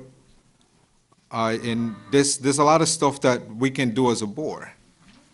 That being said, that's something, again, it's something that if you look at the law, we are creating affordable units. Something that ETPA does not do that. So, again, it's a compromise between the landlords and the tenants and what the community deserves to have. That's an issue that we always have, we will always have as an Ossining, and not just Ossining, but the whole county. I'm not going to keep dwelling in the attacks that were done early today and to our fellow board members. So I just want to thank you for your presence. I want to thank you for your input. So thank you so much. Would you like to comment? Yeah, I don't know. So we came in here about a week ago to look to repeal an ETPA legislation that the majority of the board believes is not a good piece of legislation. It is diminishing in its importance across every environment that it exists in. It's an antiquated dinosaur law created in New York City in the 1970s, specific to an issue that was happening in New York City. And in cities, it may or may not be well devised where there are infrastructures in place for it. For 3 years, over 3 years, we've been listening to lots of people, not only in public hearings, but we represent the public. We get elected by the public, not just... That's fine. Listen, I am a big fan of democracy. You have a right to your opinion, and so do I. And I've been sitting here listening to everybody. I am not responding to Omar Herrera's vile and, in my opinion, one-line exaggeration after the other. And that is going to also be my opinion on that matter. And as far as I'm concerned, all of the fact that the Reverend Jones had asked so many people to be here is great, but I would have appreciated last year a conversation about ETPA, but that was not had because neither Reverend Jones was available all of last year, nor many people sitting here when I was asked to meet. I've always been wanting to meet with people, so doors were pretty much closed. So to come down now to have that conversation is a little bit late in the game. I actually believe that ETPA is something that is not a good piece of legislation on all costs. I don't believe that the rent board looks at all of the community and all of the aspects in the way it should. I think that what we really want to do is repeal this law that was this legislation that was passed on September 5th, which I believe does not really take into account the entire community. And that was what we were going with. This is a modified version of the law, so it's a little bit a compromise. To me, I'm not going to disagree with Manny about between the landlord and the tenant. I don't think that's the compromise. I think the law basically is a better compromise in that it's a more manageable group of people. I don't believe that the under 20 landlords could even handle the kind of ETPA that was being passed. And that is why, for me, the under 20 category should have never been passed. The discussions that happened last year between the cabal of 3 men against the 2 of us, frankly, there were no conversation. That door was open to non-conversation all of last year. And Quantel, honestly, you and I worked on that landlord-tenant committee. It was the one thing I tell people that I learned more about housing from you and that, and to hear you tonight talk about it the way you did, it is the one piece that I honestly have to say, not only did we work on it together, it could have been passed in bigger number that you and I wanted. We needed a 3rd vote, should have had a 3rd vote, and we passed a lot of stuff. We gave it a lot of teeth. It is the most progressive landlord-tenant committee in the county. We have the most affordable housing, which is why people live here so long in the housing, and it should be used, and we are trying to get it to be used.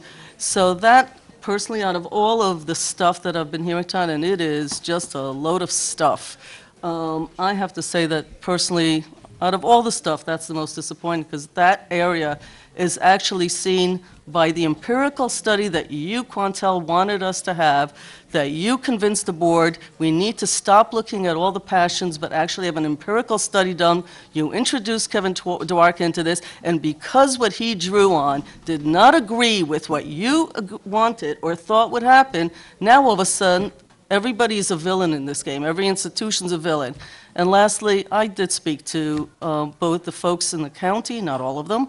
I don't have that kind of power. Apparently some of my colleagues do. And the state, they don't have jurisdictions here. They don't have plans for what they want to do.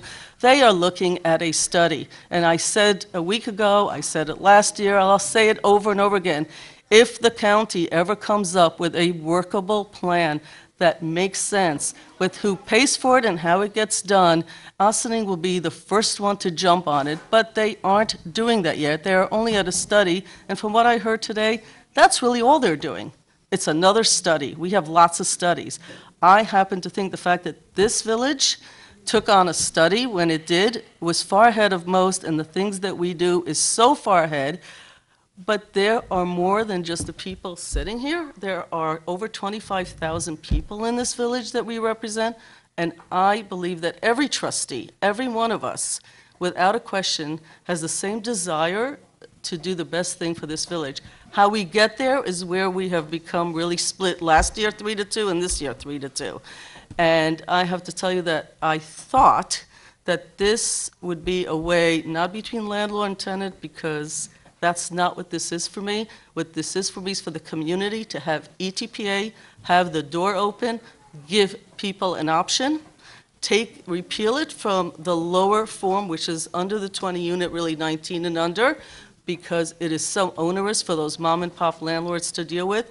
Still have somewhat around 1,000, which is by far one of the largest programs executed in the past 2 decades in this county.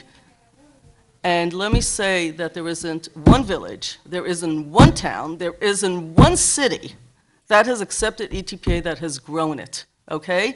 It doesn't grow because if it was good, there would be lots of studies and lots of ways. And the county and the state are not pouring more money to make ETPA better. They're pouring money to study what they can do about housing, of which this is one of the solutions. And in the empirical study done for us, so that we don't have divisions in our community, so that we can look at somebody that was approved by the entire board, who asked everyone they can ask, and not everyone came, but they reached out to as many people as they possibly could. And it was done bilingually, which is something that we are doing more of, but it certainly was at that time. And every member of the board, even if they weren't sitting on the board, participated because I saw them there myself. They had every opportunity to say all of this stuff that they're saying. And let me just say that when the empirical study came down, landlord-tenant was one of the first things we should do with lots of teeth and lots of energy and lots of power. And we have spent money on that because of that, and that ETPA was the last resort. It is not to say that ETPA is bad. It is, in my opinion, not the appropriate rule of law for a village of our size and where we are at, and when the county and our partners, they're not our partners, they're just different forms of government, and we happen to know some of them, and we don't know others, and I know very few of them.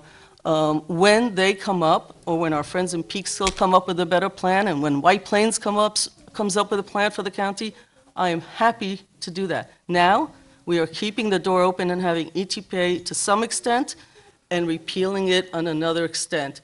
And for me, it is not a question of compromise, it is a question of the right thing to do for this community at this point in time. I don't know if anybody else wants to ask what I consider to be lots of rhetorical questions and a lot of speeches, but for me, I am in support of the legislation as it is written, and I read it again 2 or 3 times to make sure that it's like what I thought, but I think that you did get most of what we want. Madam Mayor, can I please comment before your final remarks? Certainly. So a couple of things, Stuart. In this piece of legislation, it says that the rents will be determined each year set by the Westchester area median income. Effectively, if that is the case, each year as Westchester County becomes more wealthier, people's rents will go up. I do want to comment because there was a comment made with respects to the landlord, one with the housing needs assessment and 2 to the landlord-tenant committee. As far as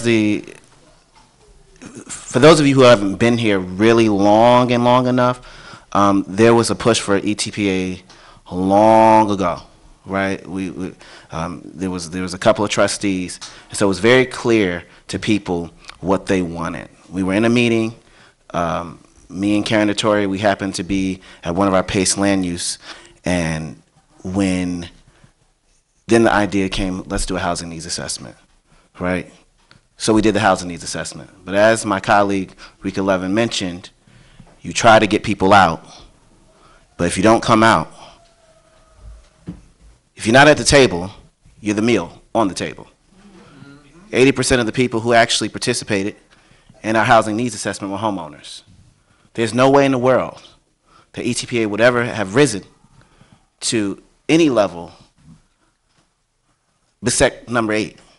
Because you can't ask people who don't need rent stabilization what's good for you who need it.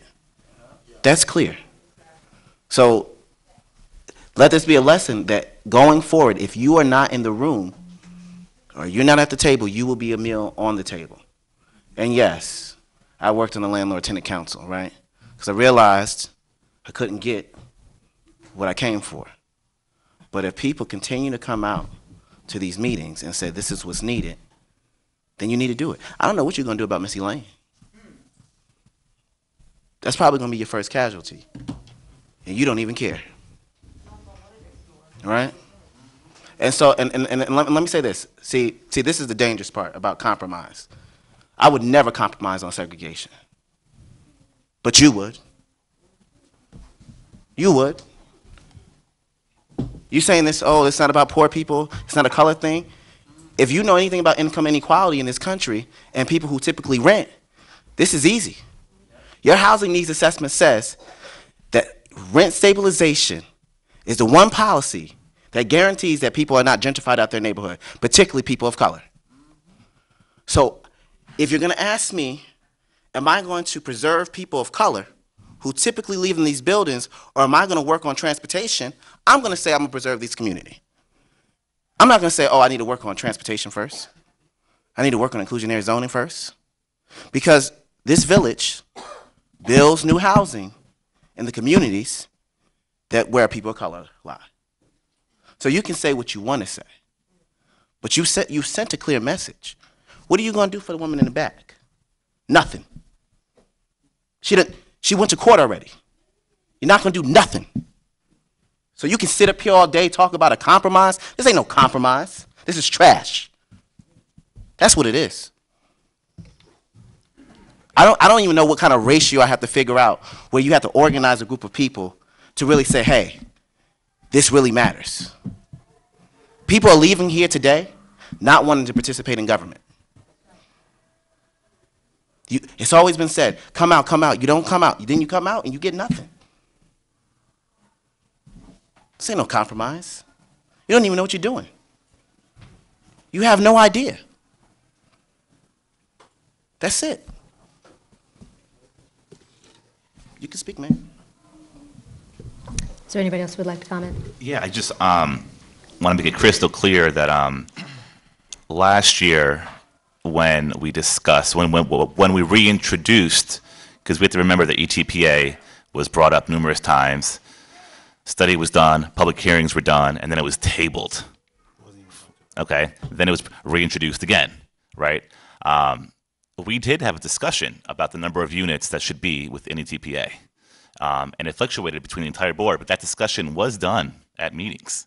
That discussion was done among the public, amongst themselves, in a discussion and or argument, depending on which party you're on. This conversation and this policy repeal replacement was not discussed. It was done behind closed doors. And I kind of feel stupid because I thought that I knew the definition of what compromise meant, but I never knew I can compromise with my own self. And that's why I use the word deception, which I never use, ever. Because if you read that, oh wow, good.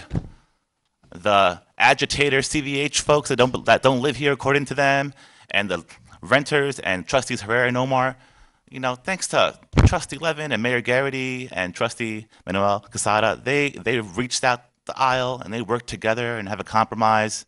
And it's not, you know, what both groups wanted, but it's something. That's just not true. So that's why I can't accept the lie. And what I'm most troubled is we're now seeing how business is conducted here. And this just happens to be ETPA. There's a lot of other departments in the village that are overseen by this board. And now you're seeing what's allowed when it comes to how we operate. And that's most disturbing. Sure. No, go ahead. So I have never hide myself behind a mask or wear gloves. I always make a decision right in front of the public, put myself out there, and it's always been a compromise in what is the right thing to do when you represent the public, the village. Things were said here, calling racist. I came here when I was 15. I barely speak literally any English at that time. I knew, hi, how are you, good morning, miss, Mrs. I was bullied my whole years in high school. I was bullied when I moved to Spring Street.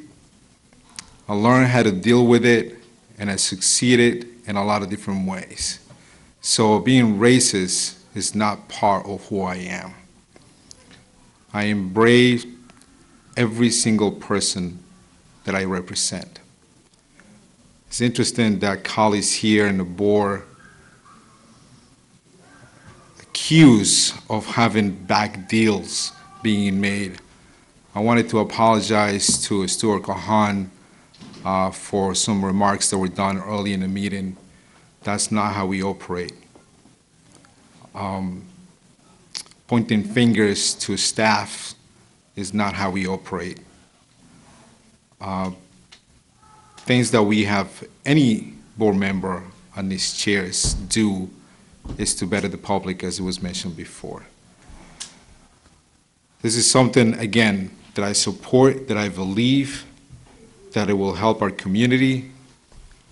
If other members in the community and other members sitting in here, feel otherwise, I respect that. There's been a lot of cases where I have taken back different occasions, not going to bring up some past, where, again, they have said political suicide, and I'm okay with that. I'm okay with being upfront with the decisions that I've taken. I'm okay with doing the right thing for our community. So I'm okay with this part that we're going to be voting on it in a few minutes. So I'm okay with that. So thank you, Mayor. Okay, has everybody had their opportunity to speak, express anything that they wanted to on this topic? There are a few things that I want to clarify. I'm very troubled by some of the comments that have been made this evening, primarily from my colleagues on the board.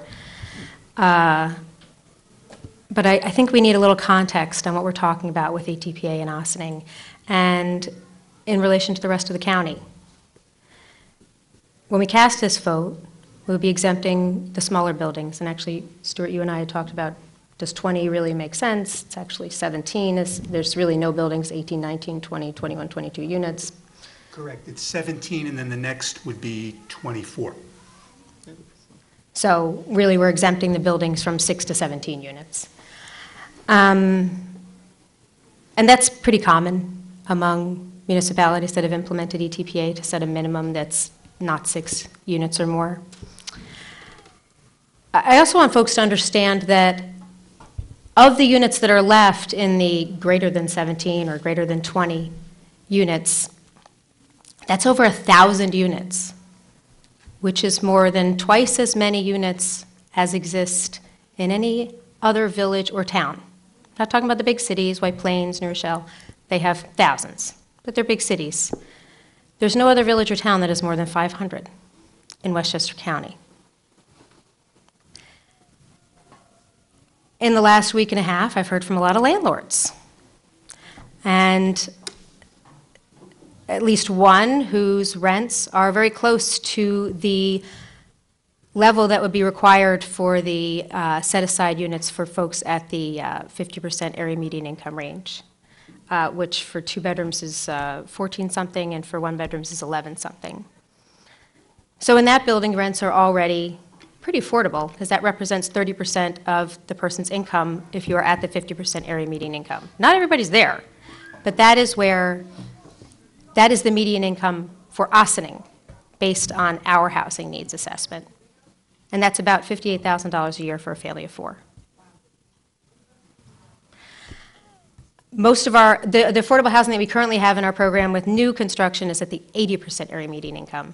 And that's a family of 4 that makes as much as $95,000 a year, which most of us don't really think of as affordable housing. You could say that's moderate income housing by Westchester standards, but it's not the area median income in our community. I too have heard comments that, well, if you can't afford to live here, then you just have to move out. But you've certainly never heard it from me. It was mentioned that at next at Wednesday's work session, so in 2 days, we'll be at we'll be back at Village Hall for our work session. The focus of much of our discussion is going to be on going out for qualifications of a developer who has experience with mixed-use, mixed-income development.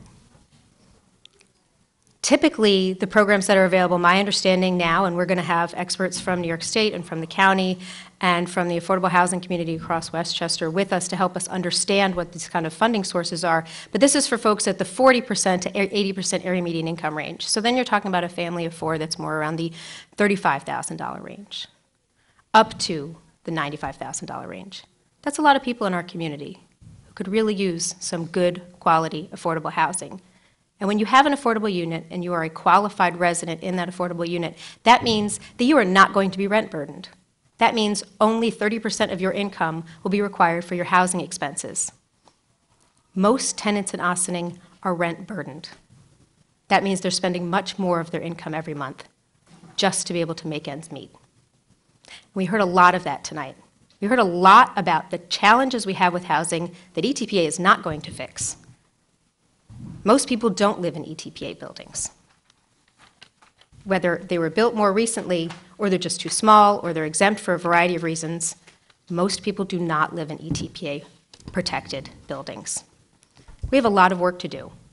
Nobody in our community should be without heat in the wintertime. Nobody should have a leaky ceiling. Those are code enforcement issues. That's number 2 on the list of housing needs assessment, is to do a better job with code enforcement. And we keep saying we're going to do better, and we have certainly not achieved that to the level that we need to at this point. But most people are not going to see their code enforcement improved, whether we have ETPA or not. After we vote tonight, more than 1,000 units will still be in the ETPA program. And a number of landlords are going to stay in that program because for them, if they put 20% of their units into an affordable housing program for people at the 50% area median income range, they would have to cut their rents by hundreds of dollars a month because their rents are already unaffordable. We heard a lot about that as well. ETPA is not going to bring down the rents anywhere, except if a building owner opts to join the class of affordable units, where they will put 20% of their units into an affordable housing program for folks who are in the 50% area median income range. ETPA allows you to create classes of exempt buildings. Tonight's resolution creates 2 classes of exempt buildings. One of them, which is the small building, 6 to 17 units. One of them is if an owner chooses to join a class of buildings where they will put 20% of their units into an affordable set-aside for people at the 50% area median income range. And we selected the 50% area median income range because that is the area median income of Ossining. It is lower than most of the affordable housing that is in any affordable housing program in our community right now. For anybody who is in an ETPA building whose owner chooses not to join ETPA, ETPA will be in place, all the protections will be in place, scree and DREE will be in place. I don't know how many folks will join, how many building owners will join the protected or the exempt group. We'll have to see. And a lot of questions have been brought to our attention by folks at HCR, by folks in the affordable housing world. And that's very helpful because as they raise questions, they are also looking to work with us on how to address those concerns, about how to work with folks in the fair and affordable housing world so that this program can be as effective as possible. We have an affordable housing program for the new construction buildings, so we have some of the process in place. This is a new version of it. The implementation is still being figured out.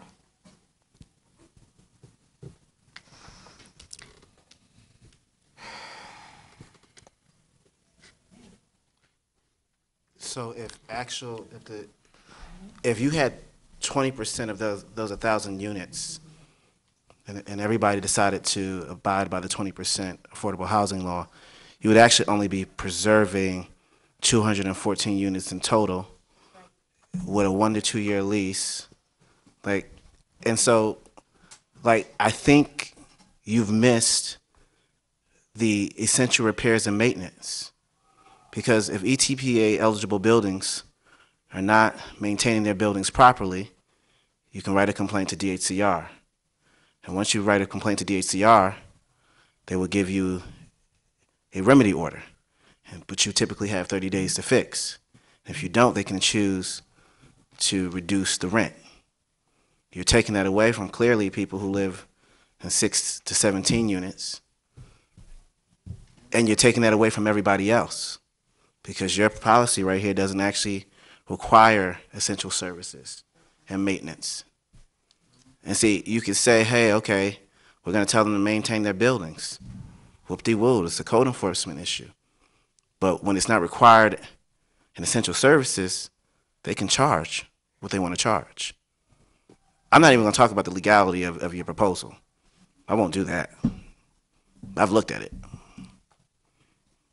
But again, what are you going to say to Ms. Jones?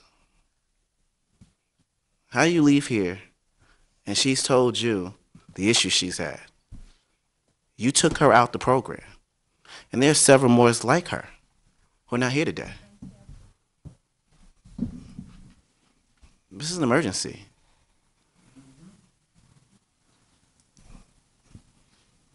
But you have a process. You're saying nothing to her and to the rest of them that live in those buildings because it's best for the whole community. Wow. Okay. So really, again, your proposal, if enacted, would be 214 units, and you're creating affordable housing in existing units, and there's a housing shortage. You don't even know how you, like, is this going to be through attrition? Are the units going to have to become available? Is this law going to be expired in a year? These are all the questions you haven't answered because you cooked it up in the middle of the night. And you're doing something just to say that you did something. That's disrespectful. Anything further? No, I'm good. Okay. I'd like to wrap up by inviting everybody to join us. Either at home, you can watch on television because it's not a comment, it's not a meeting that has comments. But next week's meeting, in 2 days, Wednesday's work session, should be very informative for us. What's being proposed is that we go out with a request for proposal to build the most progressive housing initiative this community will have seen in generations. As far as questions about process, I will remind folks that on September 5th, there was no resolution on the agenda regarding a vote on ETPA. It was a public hearing. The public hearing was closed. An agenda had been prepared and was read into the record. It was then voted on. Accusations that in January things were slipped in at the last minute. On January 9th, an item was added to a work session discussion stating that the following week, January 16th, we would call for a public hearing, and the public hearing then took place 3 weeks later on February 6th. On August 29th here in this actual very room, on camera, there was an ask that the resolution actually be prepared. Nothing was done. Everything was done in plain sight.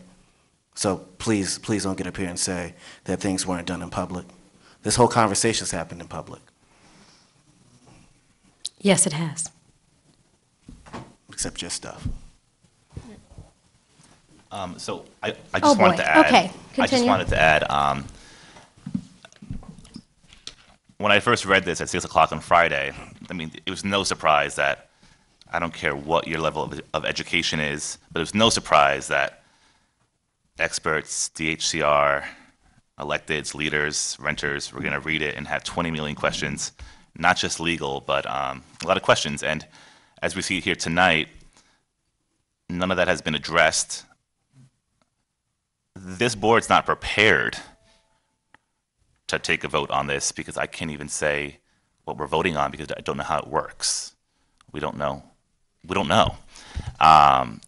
But we're going to pass, I mean, Government 101, we're going to pass a law and learn how to do it later or learn how it works later. And then that's not how I think we need, and I'm going to actually request now, Government 101, how local legislation is done from point A to point B. And yes, the board has the authority to write their own laws and ignore the public and just bring it. I mean, that is the board's prerogative on any issue. But just because it's legal doesn't make it right. Okay, let me clarify. We're not passing a law. We're passing a resolution. The law is a state law. A that we are replace, enabling. a repeal, a replacement. We're adding new additions to a resolution that was solely meant to repeal ETPA, which has many different parts that we still haven't answered. So Actually, the public hearing was very clearly stated. It just quoted the law, that it could be repealed in part or in whole. And that's what the public hearing was about, and that's what's happening now. no, the public hearing that we had called for the repeal. The resolved part with 1, 2, 3, all these new parts,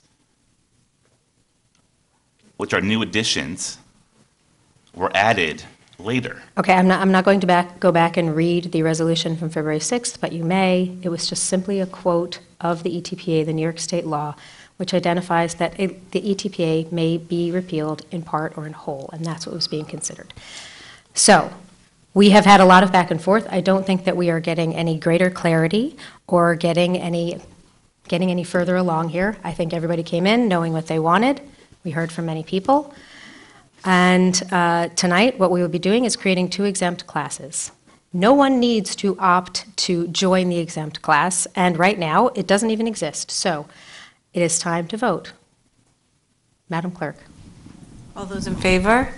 Aye. Nay. Opposed? Well, nay. One nay. Okay, so we'll move on to the last resolution. Resolution F, resolution approving an awning permit for 199 Main Street. Resolved that the Board of Trustees of the Village of Ossining hereby approves the application by Nilton Mori Delicious Del Geri Inc., a.k.a. AG Limo, located at 199 Main Street, Section 89.19, Block 4, Lot 13, for the installation of an awning in accordance with the application dated May 1st, 2018, and the certificate of appropriateness issued by the Historic Preservation Commission dated July 9th, 2018. Do I have a motion? So moved. Second, sorry, but Stuart, just clarify the date. Yeah, I think that should be, the application would be, So I thought you no, said it is May, because they went to the HPC first, and then it came back, and then it's to you. So it was May of 18. But the But I- commission didn't, so we're talking about last year. The Yes. certificate of appropriateness Okay. was granted last Okay. year, that is correct. No problem. All those in favor? Aye. Opposed? Continuing business of the board. We still have a new business? Yes, I'll be right back. I don't believe we have any continuing business, ma'am. New business of the board. We do. Susie Ross, would you like to join us? Thank you for your patience. Thank you. Good evening. I am here obviously on behalf of Green Ossining. For those of you who don't know, Green Ossining was founded about 10 years ago by then Town Supervisor Catherine Borgia. For the past, we're going into our 9th year, we've been holding an Earth Day Festival, and we're happy to say we are the largest Earth Day Festival in Westchester County. I am asking the board this evening if they would consider supplementing the cost of a sound system that we have integrated into our festival plans. It's about $1,000 to have a sound system on the stage for the day. And because of the way that the park is laid out, what we found is that the visitors that come to the festival are unable to hear things such as announcements, certainly not the music, and this edition of the sound system is something that we added last year. So the town, it is at a cost of $1,000, and the town is willing to give us half of it, and so we are coming to the village for the other half.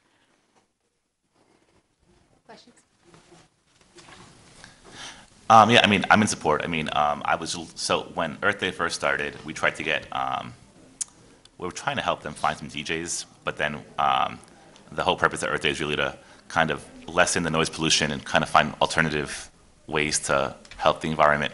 That day, And so the noise pollution part, when I heard a sound system to amplify, was kind of just, I just didn't really know how that worked. But when I ran the village chair for 5 years, we just used a regular, 1 year we borrowed Johnny G's equipment, which is basic DJ equipment. The other year we borrowed the town of Austin's equipment.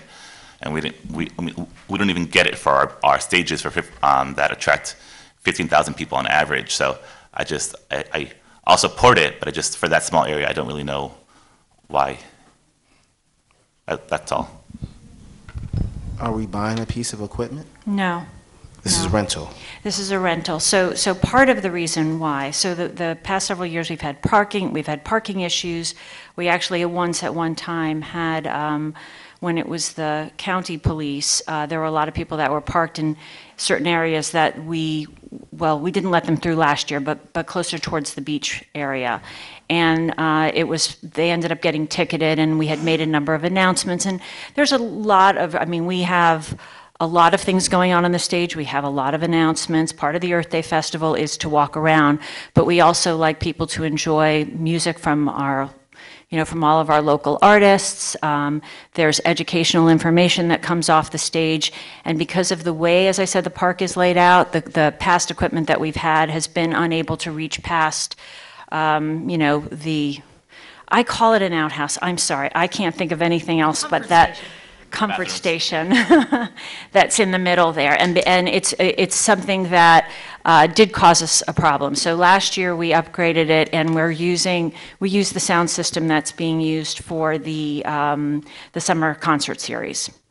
And the Riscos have been helping us with it. The Riscos have actually been helping us with in years past.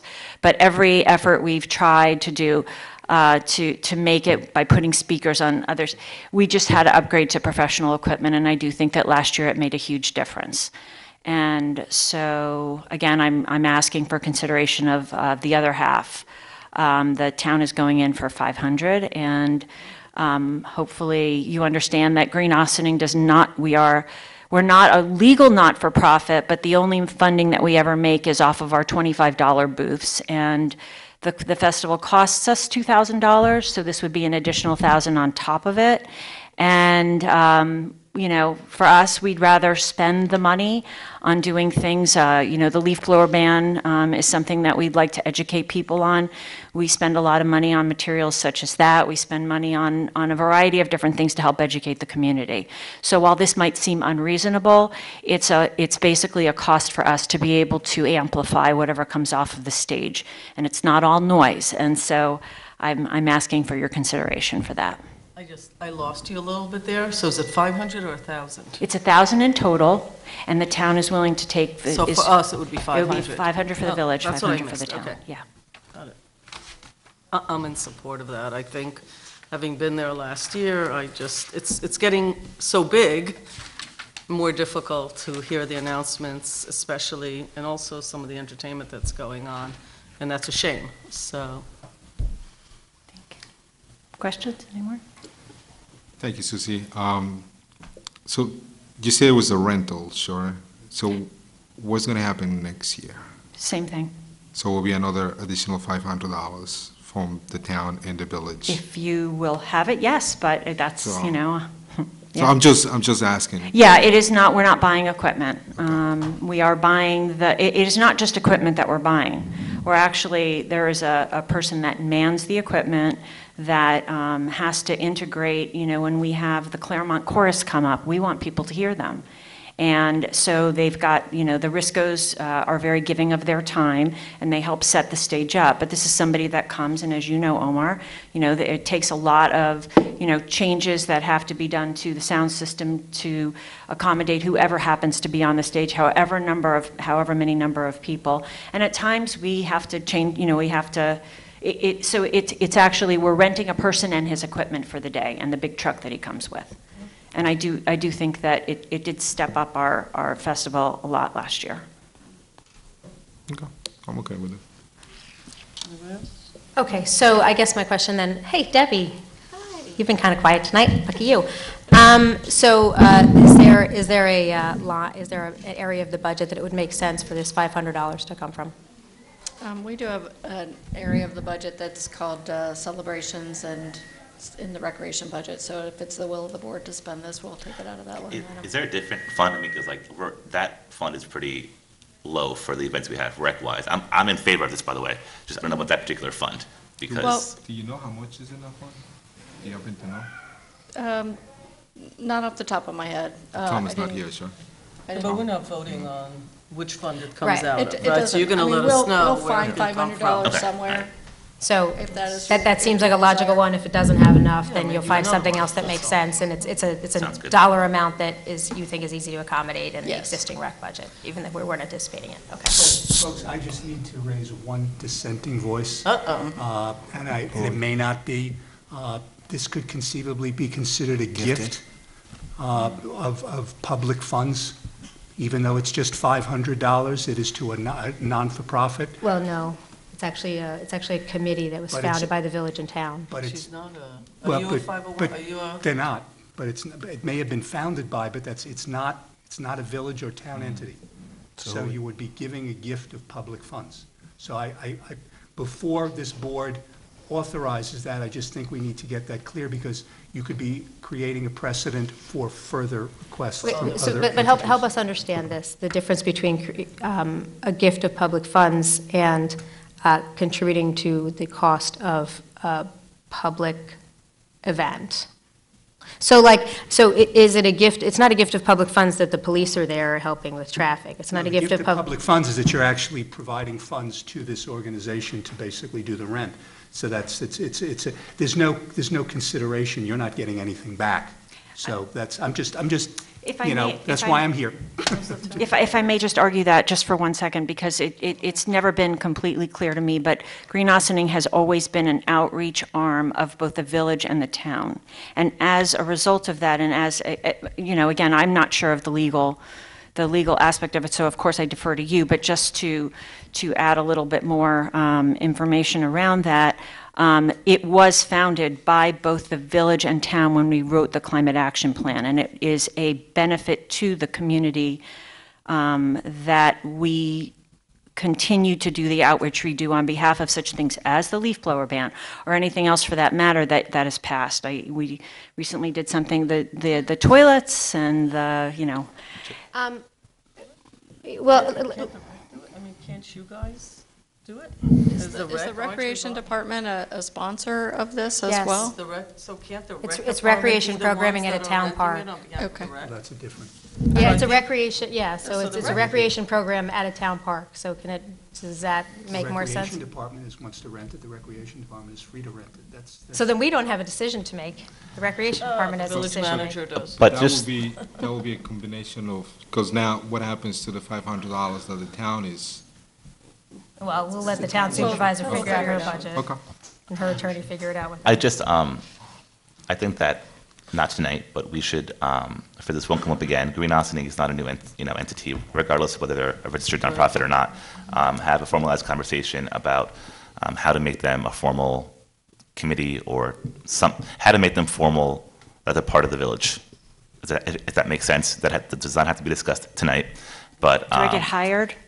Do I get paid? Do I just continue to volunteer? No, because Stuart is right, because that means that if you have an event that is for the public good, that came out from the Ossining board at some point or supported, that they could also get funds. So that's all. Yeah.